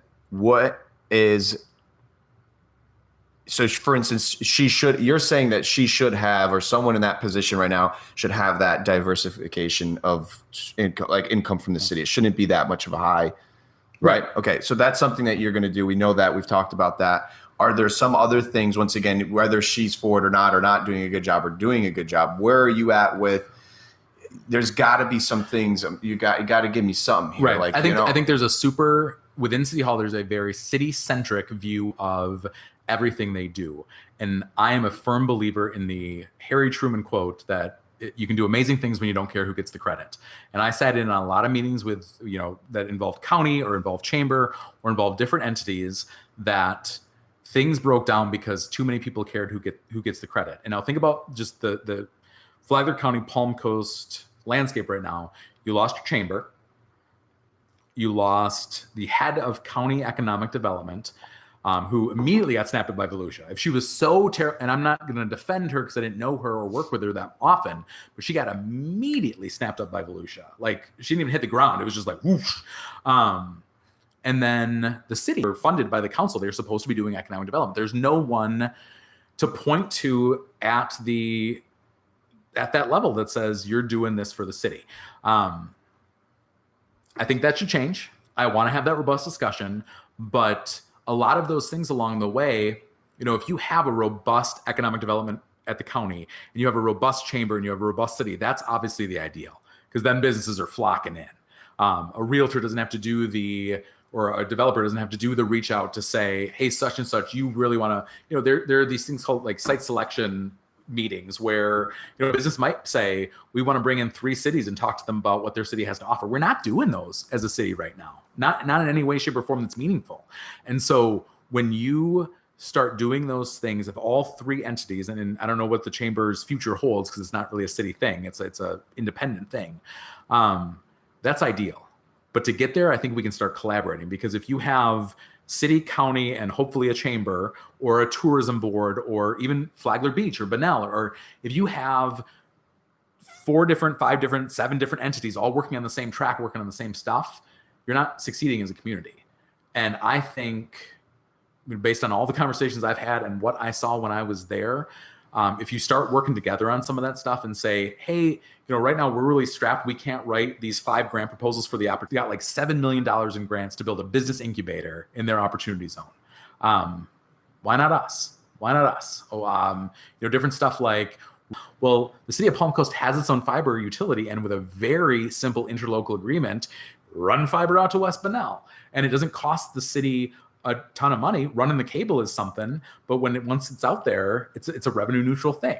And so who pays for that? Well, I bet there's grant money for that. I bet Flagler Schools steps up. I bet Flagler County steps up. I bet Bunnell steps up. I bet the Flagler County Education Fund. And I'm not speaking for them, but I'm saying at the end of the day, this benefits a lot of different organizations who could work together and step up. I honestly think, and this isn't a Gatorade, Powerade sort of thing or a Coke Pepsi sort of thing, because I think everyone says, let's work. Many people said Palm Coast shouldn't exist, and that if Palm Coast was going to exist in any meaningful way, it was going to steal things from the county. There's a lot of people at the county level who, certain things they can't do that they used to do because Palm Coast exists.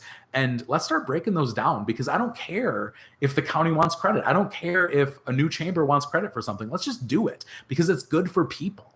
And I have not seen that mentality enough in local government. And that's one of the biggest reasons I'm running. Obviously, I'm running because I see these ethical things. I see this lack of transparency stuff. And I think that has to be step one. But it's really that other issue, and it goes to just good government principles anyway. Working together without fighting over who gets the credit. If you want to build pickleball courts, let's build some pickleball courts and not wonder whose name is going to be on them. If you want to build streetlights, let's not wonder who's going to get the credit for building those streetlights. If you want to put in, let's not wait for another kid to get killed at a bus stop to put in safer bus stops. Let's put in some, plantings or some park benches or some cement plats to make our bus stop safer.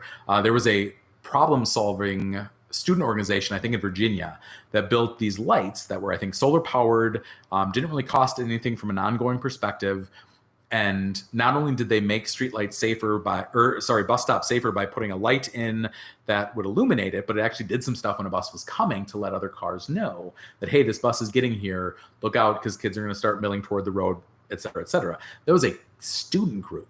And I guarantee you, knowing our future problem solvers in Flagler County, those students could come up with this really quickly. Right. But it's all about the collaboration working together and, not saying, well, bus stops is totally a Flagler Schools thing, so we're not, well, they're our kids. It's our right. city. So it's stuff like that where when you're reaching across the aisles, when you're reaching across organizations and you're working together with no hubris, no sense that I need the credit for this when we're all said and done, I think we can do really amazing things here. Well, I'm liking what I'm hearing, man. And like I said, it's a little frustrating because I wish it was a little bit easier to just be like, we're going to run, this formation and the game's 90 minutes and it's either win or lose. I know it's not that easy. I wish it was, because it's still all of this at the end of the day. Like I said, I'm here as a friend for you, but all this shit is just still so. Do we do a debate here? Have they ever done anything like that? They do them. I don't know what it's going to be like with COVID. I would love one. Oh, we do have debate? Yeah, they've done them before. Really? I'm that disconnected? I would love one. I don't know if it's going to happen. I've already thrown out I've thrown down the gauntlet. Like I'm ready to do it anytime. But we had one this last running. I believe so. It's usually like I've never heard of the chamber would put them on, or there was I don't know if I'd call it a debate, but I actually came to the Flagler Beach one. I'm a Palm Coast resident, but I just wanted to see what the Flagler Beach people had to offer and went to one of those. So things like that do happen. They're usually put on by like a specific group. Can you request one? I am. Let's do one. Let's do it. Can I facilitate it? Yeah. We'll do it right here. I would love put up to. Some podiums. I don't know. I don't know. I don't even know if this is going to piss off a bunch of people or if I'm in trouble today. I don't even know. I guess we didn't do.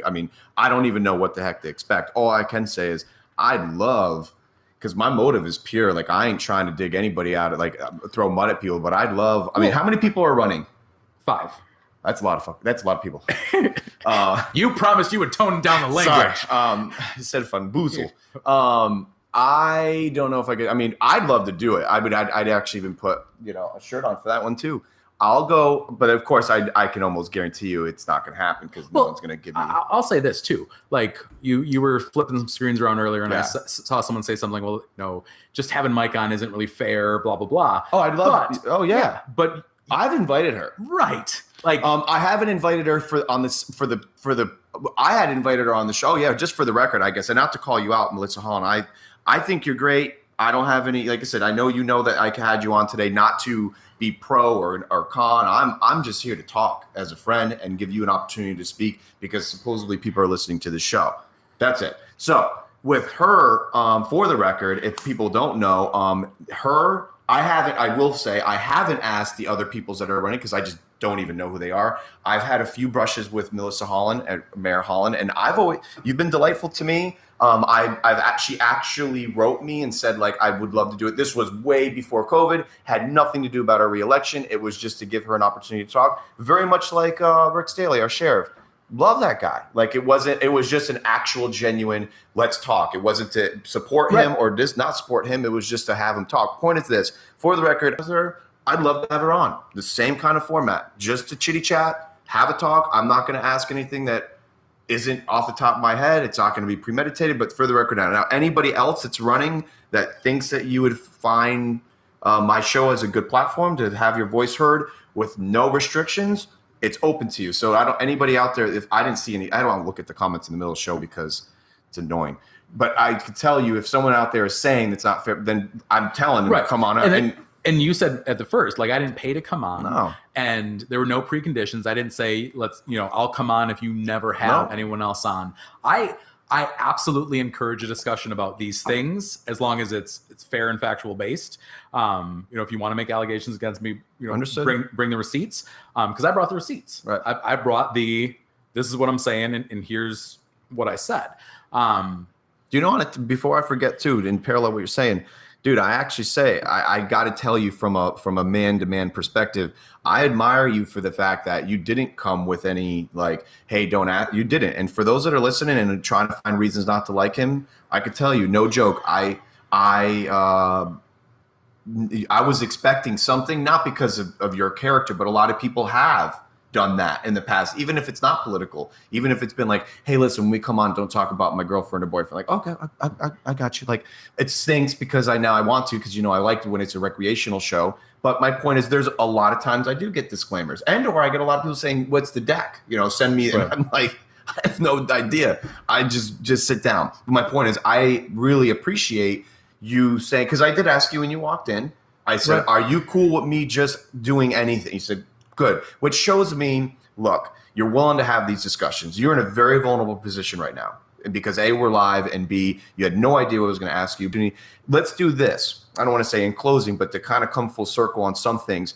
I want you to have an opportunity now. Is there something that you want to address or talk about that doesn't have to come off super professional under the pretense of being on this show where it's your story, my table? Is there something that you want to talk? Because I don't know, and I'm not looking for anything. I'm just saying, good or bad, because you're reading the comments. I briefly read things. I'm seeing things. I stay in decent contact with you, and I ask you primarily, how are you? Because I know you heal my heart. Like I may ask you, how do you feel about the election process? If you feel confident, but that's not as important as are you sleeping? How are you? And let's just go there, because I didn't come here.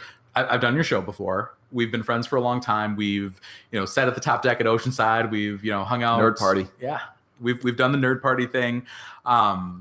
I didn't come here with any preconceived notions as well. And when you asked me, I was like, I don't want to have this talk with you. I don't want to tell you what to ask, because you're the guy who does the show, and I want you to challenge me. I want you to make me vulnerable, because last time people were talking about, some all very vulnerable stuff when we talked. Oh, last time yeah. around, The first, it was sincere when you shared a lot of that stuff.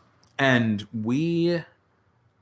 how am I? Intellectually, I think I'm doing all right. Like, there is just more and more conversations over the last month, last couple of weeks, last couple of days, even just this morning, that I've had some pretty amazing conversations that make me pretty confident. Right. Not just that I'm going to be mayor, but that I'm going to be all right when all of this is said and done. Right. Again, I've got a wife, I've got kids, I've got, a career that's, I've done so many different things that, but I have clients across the country. I'm not intellectually. What do you mean? What are these people are like? People are telling me she'll do this to you. And I'm not saying that she's ever said it to me directly ever. But that is both people believe she'll do it and people joke about that she'll do it. And again, I'm not saying she said it, but like when you get into these battles, that's sort of when you're saying that I'm courageous to step forward, that's what people are usually saying is at stake. That things are going to go really bad for me. Well, I've got my wife, I've got my kids, I've got my come career. After me? I got a red dot on me, bro. Yeah, I think we're good. So intellectually, I'm not worried. Emotionally, it sucks. Emotionally, if you don't mind, because and this is just to show the sincerity of probably the fact that once again you do bleed red, and are you all right? How are you? Are you asleep? Are you effed up? I think I'm okay. It's I don't know how much. Do you regret any of this? I regret taking the job in the first place, but city job. Yeah, but other than that, I I You haven't found a bullet behind your tire. No, none of that. Like I'm not even coming close to that. I just think that there is some inertia in this community that says she's a very powerful person. She's been a very powerful person for a long time, and you don't speak truth to power. And I upset the apple cart. I mean, I was getting phone calls. Can we make pretend, not to interrupt you, can we make pretend she was going to come on? Yeah. What are some of the things that you want to ask her? I would love to ask her what she was thinking when she sent those emails. Okay. Because she has said they're out of context. But again, I got 44 from Orlando, so I want to know what the rest of the context is. And when you join elected office, they give you a training seminar. The Florida League of Cities gives you a training seminar. So you'd be willing to just ask her that? Yeah. What were you thinking? I mean, What do you think she would ask you? I think she would ask me, I don't know. After I left, she was concerned why I left, and she was, seemingly, questioning, the city manager, like, why would he say those things about me? And, so I only know what I've seen, and I know what I think, but there are still a lot of question marks. What's trying to be painted, and especially with the allegation they made, that I worked there for a short time and now I'm trying to get them. And I don't think that's the case. I'm trying to make sure things are being done the right way. And I want to know, I think she would ask me, for better or for worse, if I'm trying to take her down, if I'm trying to, politicize this, if I'm trying to capitalize on this, if I'm trying to, whatever, if I'm doing, and I honestly, I'm not, and no one has to believe me on that. Again, I've said repeatedly, if I only get 5 votes in August, which by the way, vote in August. If I only get 5 votes, I still consider this a win. I still consider this doing what I needed to do. And I don't regret that. Even if it turns out terribly. Will you stay if you don't get? Yeah. I mean, I love this city. I love this community. I've joked that my best friend, the guy who got me into sports, we lived in a triplex in college, and him and his wife lived above us. We lived in the basement apartment. Their youngest son is our godson. Our oldest son is their godson. Like, stay because my wife's a teacher in this community. I've built deep roots into this community, even in, for the longest time I didn't work here because I worked remotely. Right. But I've still built deep roots. I've, got my football league that I don't want to give up. I've got my friends and my family I don't want to give up. My sister lives in Ormond. She moved here from Texas, to live here because we lived here. She still delivers our groceries because she works for Shipt. I'm a true believer in where this community can be 5, 10, 20, 50 years from now. And I'm willing to do whatever I can do, win or lose this election, to make that happen. And I'm also a firm believer that you don't need a title to be a leader. I think I've been a leader in this community already. From the business community where I've set up some of those nerd parties and worked on, building bridges. I've done more pro bono business work than I'm willing to be proud of, because I've probably lost a lot of contracts, whether as mayor or anything else. I'm willing to help see that happen. From a non-political standpoint, because I do like to exercise a lot of love, if you could say something to her and the people that are running, is there such thing as you guys all getting together and talking?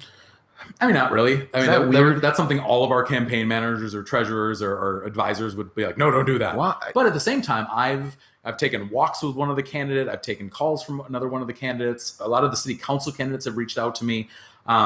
I think there's just this idea that it's us versus them, or A versus B, or right versus left. If I could change something, I don't know. Like I said, as this show continues to turn into its own little monster, I would love to advocate for like pushing the politics aside for 10 seconds and everybody talk for a minute. Right. I know 6 including you, or 5 including you. 5 including me, yeah. It's a lot of people but I would love. I don't even know if these are appropriate questions because this is nothing political, but like, if you could say something to them, do you have anything that you would want them to say? Or I just want us all operating on a good faith basis. And that's where, like, it is not within my character to make allegations. It's not within my character. It's within my character to dig through stuff. Because again, I was a journalist. I worked, doing a Freedom of Information Act request or doing a public records request is second nature to me. Right. So, digging through that stuff and taking a look at the different evidence and following those threads, but again, I might've been a journalist, but I was a sports journalist. Usually when I was doing that stuff, it was like, such and such a player, whatever. It wasn't as important as some of this stuff. I would have loved for this all to be taken care of long before I came along. I would have loved. We talking about the bullshit with like the accusations with all of this stuff. All this. I mean, there was. I said this in my thing on Saturday, so I'm not, spilling the tea right here. But Matt Morton, in my exit interview, I guess we'll call it, on Monday night before I left, he said the words, and I would challenge him to deny this. He said the words, "I don't understand why she has all this power. I don't understand." And I said, because men like you are asking the question rather than doing something about it. There's 4 other men on the council, 5 total seats. One's her, 4 men. And then Matt Morton, the city manager, who could do things about it. And I've heard, not all of them, but I've heard multiple of them ask the question. And so another thing I said on Saturday, I'm encouraging other people to step up and, like I've said, they have, and say, Schottey's right. Schottey's not alone here. And I think that's been the case. And I don't know where any of this is going to lead. Again, the investigating agencies don't tell you, yes, we're investigating. They don't tell you where they're at in the investigation. I know what I talked about to them through other conversations. I know what current and former employees said to them. I know the facts as I see them. There is a lot of stuff I have, but because it's not rock solid, I didn't put out into the internet ether yet. And I probably won't, because that's not what I want my campaign to be about. But these things should have been taken care of already. And I just want to tell her that this isn't because I dislike you. It's not because I want you out of office. I definitely question some of our interactions and how genuine they were. But at the same time, and, I think you should agree without it becoming personal. But it has become personal because I am making what amounts to potential legal accusations against her. And she made, through Matt Morton, what is a personal accusation against me. So it's become personal. I don't think it ever should have been. And I think at the end of the day, you got to take a step back and just ask yourself whether or not all this stuff is right. Because honestly, whether or not I want to leave, I don't want to leave Palm Coast. But if you're asking me if I want to live in a city where this stuff is so commonplace that people aren't even questioning it, that makes me wonder. I think from what I had immediately saw, there was at least, even if I were to assume some of these people that were saying this didn't like you, they still were saying the old cliche, if there's smoke, there's fire, etc. And listen, look, I'm not here once again to advocate one way or the other, but I will tell you, I've seen a lot of posts and I know a lot of people personally that had left the city that I know didn't want to leave, and they were doing really great work. I never asked them.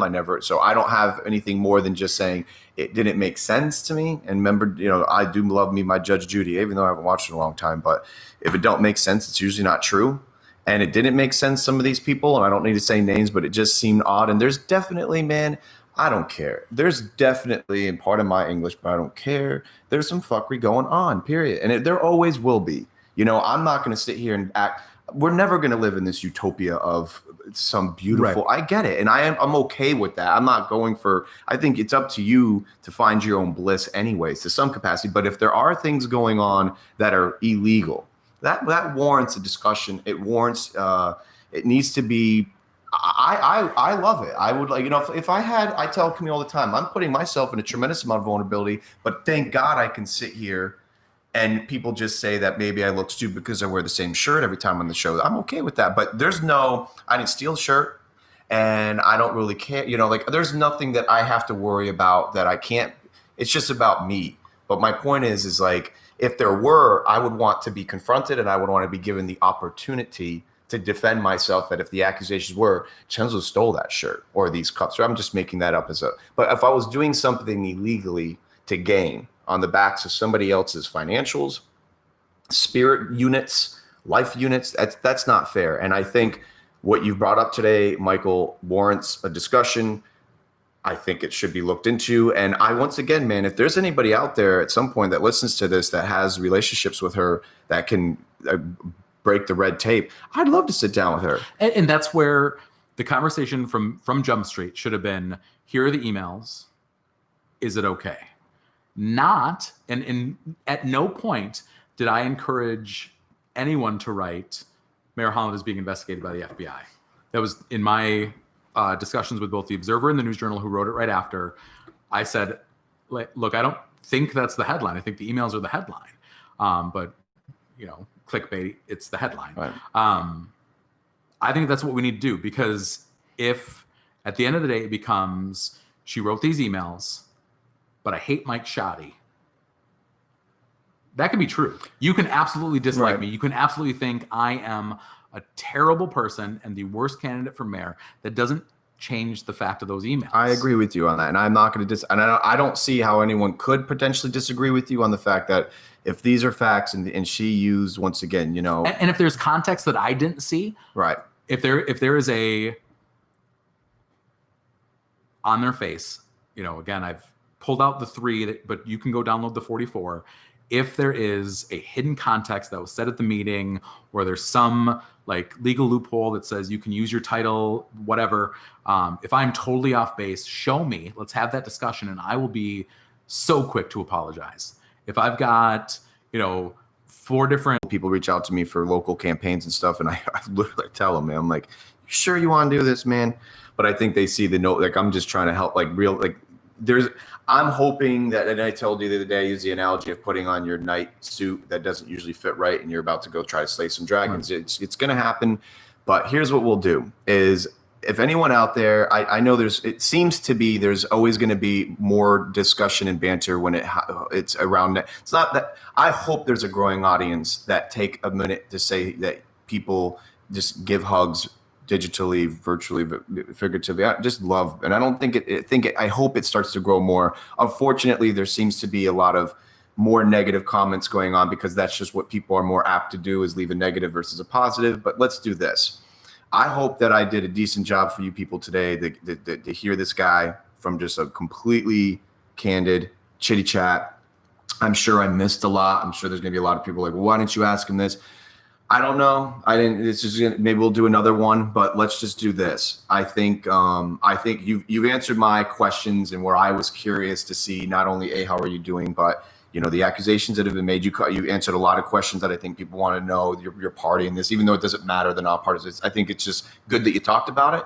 I think also what we could do is, if I correct me if I'm wrong, but I think you're completely open to maybe even having a recap show if we get inundated with some comments and concerns. I bet you he's down, people. So if you guys want to make it actually something I could piggyback on, don't just send me some stupid, don't give me something constructive out there. But right. And I think that's one of the, I've been trying to run that kind of campaign anyway, because I have right on my Facebook, right on my, I think it's on my website, is a Calendly link. You use Calendly, where someone can just schedule a 15-minute conversation with me.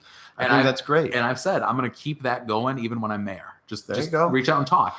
And I've been doing these, I call them Mondays with Mike. I saw those. Where, just one week the comment section wasn't working, and I got done. And the whole time I felt like I was in a bubble. Like, oh my goodness, no one's watching. This is the worst thing ever. And then I got done, and there was all these comments that had come through on Facebook, but not on the this video viewer. Yeah.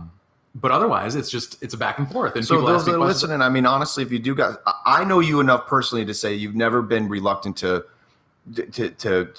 talk about whatever I've asked you. And I asked you some pretty raw questions, man. I'm always going for the jugular in all aspects of life. And you've always been forthcoming.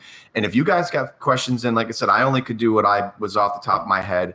And I hope I did a decent job. But we'll also do this I don't know if she'll ever listen to it. And I don't know, what's the cool word that they're used if they're running? What are these guys, people? What do they call Candidates. Candidates. Mm-hmm. If any of you candidates are listening, I want you all to know that I love you as a human being. And I appreciate what you have done hopefully you probably care about this city to some capacity. I've been here my entire life. I'm not going anywhere. And I would love to give you all an opportunity to share your hearts and to talk about where you're at and what you're planning on doing. And I tell you this in public, and I'm going to keep telling you this in private. Do keep putting some sweet out there too. Don't get too sour. And that's just a lot of love. I can say that right here. And how many people are going to ever watch this? I care about you as a human, and I don't want that. I know that you're not just vote for Michael Schottey because Melissa Holland sucks. But I think there is a trend, and I want to say that for you, that's not what I think you're doing, Right. it's looking like that. Right. So let's just to that point, like I have been running a campaign for a month. I went out and I did, Schottey2020.com/platform. Understood. Tons of ideas, tons of live videos, tons of stuff about my family, my dog, my personality, what I want to do. This came out. There's a lot more visibility around the negative. Understood. Like no one gave two craps about the video. Yeah, about the other stuff. But so I get that, and I've had a lot of that encouragement, and I want to get there. It's really hard in the back and forth because the media wants to talk every day about this and that and the other thing. So I'm answering those questions as open and honestly as I can. But just know, I think you sense my heart, right? Yeah. Because that's just me saying, absolutely. and I'm not saying you're not. I just hope that people start to scroll a little bit further too. Don't just stop on the you're doing a good job on your platform, on your Facebook page. You've got, and I would like everyone, we're all going to be able to find the smelly clothes that that's easy to do. What I'd like to do is encourage all of us as a community and just as adults, man. Like it's just, I don't know. I don't want to sound like Gandhi over here, but love, man, just love people. And literally I would deal with each other. Right. So I think it would be absolutely amazing to just get together, not under the pretense of everyone has a 10-minute window or just talk and meet.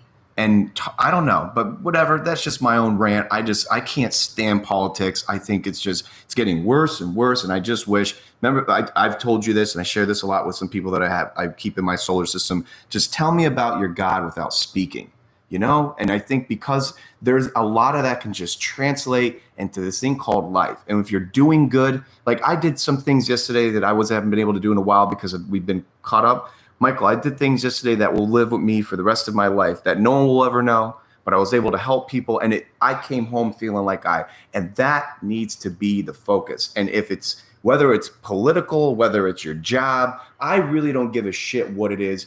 Just start. I had someone say this to me yesterday, and I know you feel this, but a dude came up to me and said, at the wee hours of some bar banter, Johnny D's, and dude, this guy rocked my world. And he walked up and he goes, I didn't like you until like 5 minutes ago.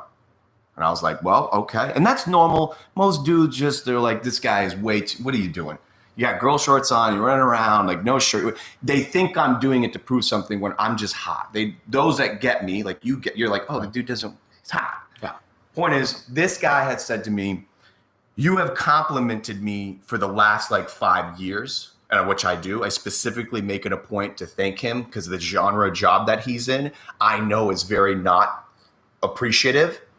And I always will, always have, take a minute. And he's not anybody special. It's just, hey man, I really appreciate you for what you do. And I'm not kidding you. I didn't do it in front of people and I didn't do it to get any accolade. But my point is this. His response was a lot of times like, and I knew it. And I wasn't trying to trust me. That was it. It was said and goodbye. And I knew that was my heart. And I wasn't doing to win anything from him. Bro, I had no idea. But since then, all these years, he goes, I never liked you. And I thought you were being whatever word would apply to me, just being a dick. Like he literally thought I was being insincere or trying to. And he and a girl were out the other day last night and they said, we literally have never met anybody and I'm nothing special. Everyone has the same damn thing. But I never liked you until like 5 minutes ago because someone who knew you really well, I told him what you've been doing. And he said, that's as real as it's going to get. Well, I mean, it's empty. You're a complimentary guy. Let me compliment you a little bit because there is an authenticity to you that I think disarms people. And immediately everyone wants to not your car. And we grow up with all these Fight Club cliche statements. You're not your khakis, but we actually have a very hard time exercising it. Right. And if there is a Chenzo 101, stop asking people what they do. Really easy. Everyone just shut up with the whole what you do. Why don't you start asking people how long they have to hang out in that moment in a physical, hey, how you doing? How long are you going to be here for? Now you can gear a conversation around that, but ultimately do this. It's not a team thing. We're all doing the same damn thing. I don't care what state you're from, what color you are. I don't care. I just want to talk about and it sounds so dumb because it's like, oh, love, but literally just love and compliment people. And it's effortless. But Michael, I appreciate your compliment. I don't want the world more of me. I can't even stand me. I got my own issues. But what I do love is seeing people happy. And it literally, if I would have known what I was doing 15 years ago, getting involved in this game, I wish I was doing it 15 years prior and not caring. I have this you've heard me say this before, but for those, and this is a very sincere, I don't have anybody in my immediate circumference of friends or family that can't speak. But I've asked people that have family or friends that can't speak but use sign. And I've asked them legitimately, do they argue? Do you see, is it something that they do like as often as us? Is there a lot of disagreements, et cetera? And I know that's a really loose question because it's not a definitive answer. I'm sure that, but I can almost guarantee you, and actually so far in my little bit of asking some, because that came off appropriately, because I'm not at all, if anything, what they have to deal with, my point is this, disagreeing with somebody verbally is a lot easier. Go fuck yourself. Easy, right? But to say it, right, I would imagine takes more taxing nature. I have to stand here and do it. And for that specific phrase, it's a very easy sign that language. Example. Just saying. But my point is to get into a heated debate whether I like Gatorade more than I like this. You follow? Right. So my point in this is this rule of thumb: stop arguing and love, and give people the opportunity. To me, like if you are worried about something that was said, don't reach out to Chenzo to reach out to me to maybe book me for another show, to maybe have the time to get on and address it. Just reach out to me. Okay. And I've had, like, one of the other compliment I was going to give you is, of all of the people who I think are supporting me and all the people who, you know, may or may not be supporting me, I think you're one of the few that has called me repeatedly and not said, I think this, I think that, I think this, I think that, but called and said, well, how are you doing? How are things? How's tricks? I appreciate that. I think that's who you are as a person, and it doesn't change the fact that I'm running for office. You're still just the same guy I knew. But I want, generally, if you're watching this and you have a problem with anything I said, just reach out to me, because I think that professionally has been something that's been a disconnect for me, because I truly believe in that if I have a problem with someone, I should go talk to them. If they have a problem with me, they should come talk to me. And that's not always the cool thing to do. Right. You know, Chenzo, I honestly admit, if you did something online that I thought was stupid, I will tell you. I think we have that relationship. Right, yeah. I wouldn't go tell other people I think X, Y, and Z. And some of that just happens naturally. And I think putting myself into the public world, I'm inviting that. Because plenty of people are going to talk about me for the next however long. Because I put myself out there both politically and now with this storyline. I expect some of that, but if you know me, if you have my contact information, which plenty of people do, or if you just want to schedule a Calendly, I would love to have those discussions with you rather than continuing to go around and around and around about people instead of talking to people. And that's what I love about you. It's so easy to talk to you because I know how little we talk about other people and how little you talk about other people to me. And so it's very easy just to say, you know, Chenzo, how are you? And answer your question. I probably don't ask you enough.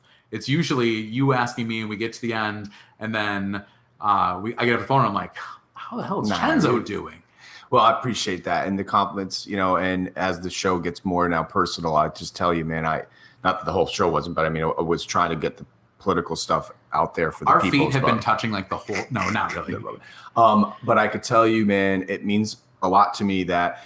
Those that know me, here's the thing, to piggyback on what you said, I talk about everybody. I just don't use names because every instance to me is a building, right? Or you're talking kindness. Most of it's engaging in new friendships with people. I'm literally saying, look, I'm doing this for me. And that's what I'm here for. I need to learn and I need to grow, but I'm also hope that I'm not taxing. I'm also hope that I'm giving just as much as I'm taking. But my point is this, and I shared this with somebody yesterday, is that it does require a tremendous amount of I don't care about names. I mean, I ask you all the time, like, how are things? And if there's an instance or some kind of nuance that happened with somebody, I want to learn from this. Talk about these things, good or bad. And it's okay to say this or that. But I will say this.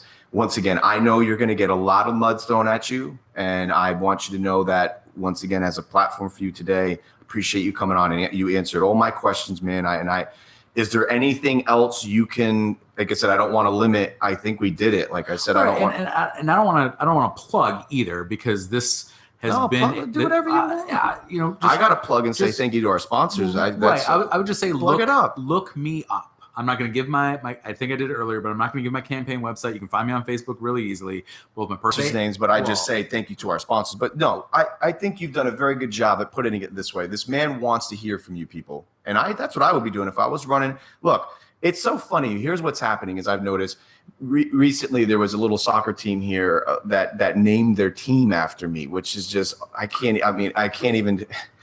It's no. What exactly was the name? Were they the Vincenzos? Were they the Chenzos? Literally? I heard one day we were out in the fields. This would be before the pandemic, and I hear this youth group of kids go 1, 2, 3 Chenzos, and I go, oh my god! And I thought, and I always talk about him every show. My best friend who had passed away, Matthew Robinson. That's one of those moments where I'm like, Matt would be so proud. I didn't ask them to do that. It's rather embarrassing under the case of really, like, you think my buddies thought that was cool at soccer. They're like, oh, you idiot, look at you, blah, blah, blah. And there's some people that probably think that I did that or it's some kind of move with my brand. Like, my point is this. That is something that I hope starts to happen if it's meant to be and you're in office, it's going to happen because people want you there and they start to find out what you're going to do good. I couldn't have made them make that team with my name, and it shouldn't be that way. Right. And I hope that all the things that you're going to try to do and all the things that you stand for are seen good or bad, because that's what you're here to do. And that's what you're saying is that I want to run a community and this is what I stand for. And I want to help the community run itself. And that's where that's actually well put then. That's where those group of kids attach themselves to you, attach themselves to something you believed in. They believed in the same things and they felt a genuine connection to you. And I know that there are people in this community who do the same for me as a mayoral candidate.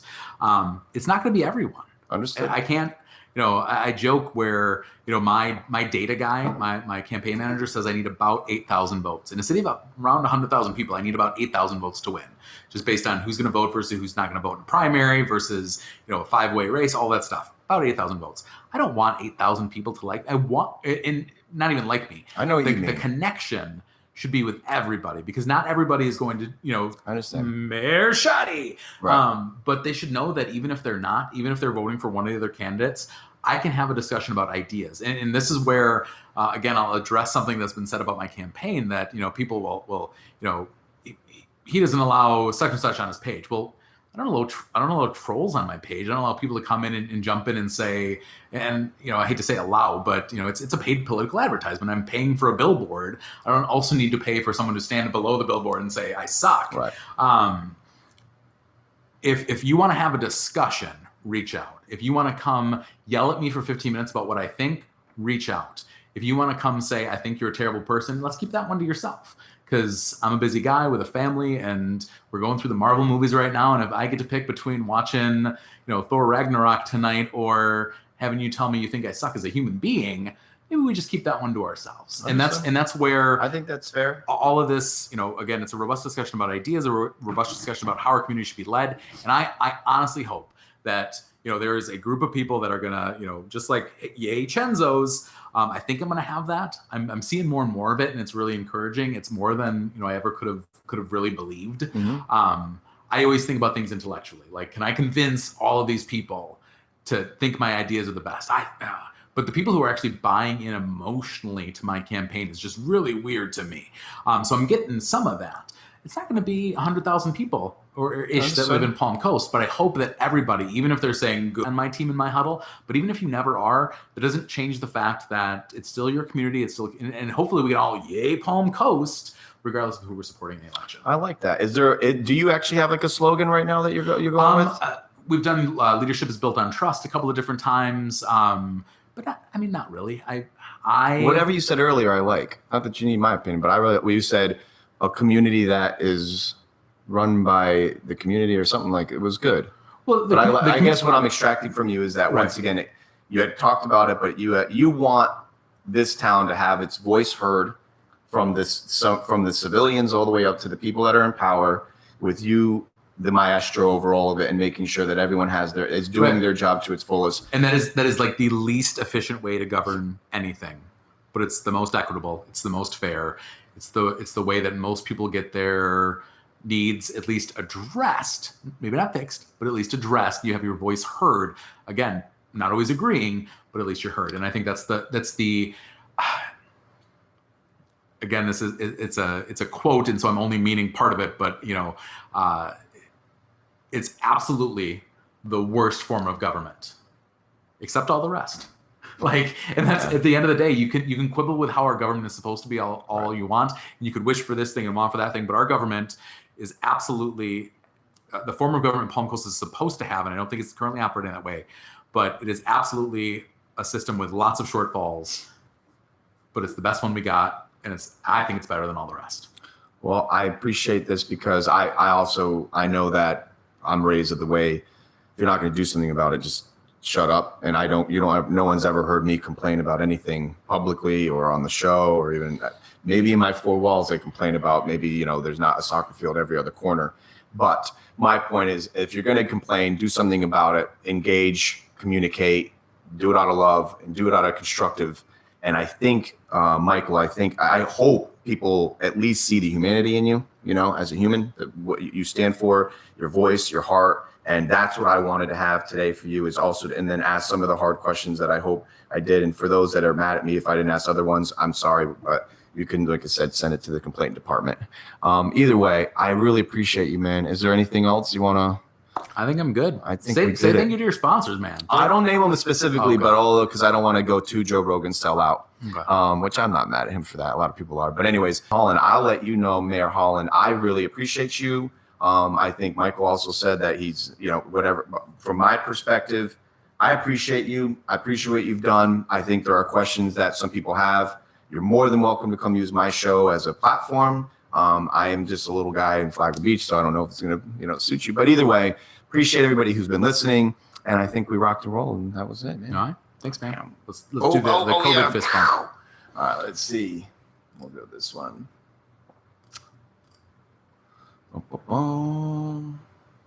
What's kind of weird lately, too, is that I hit the end, and I don't know if it's like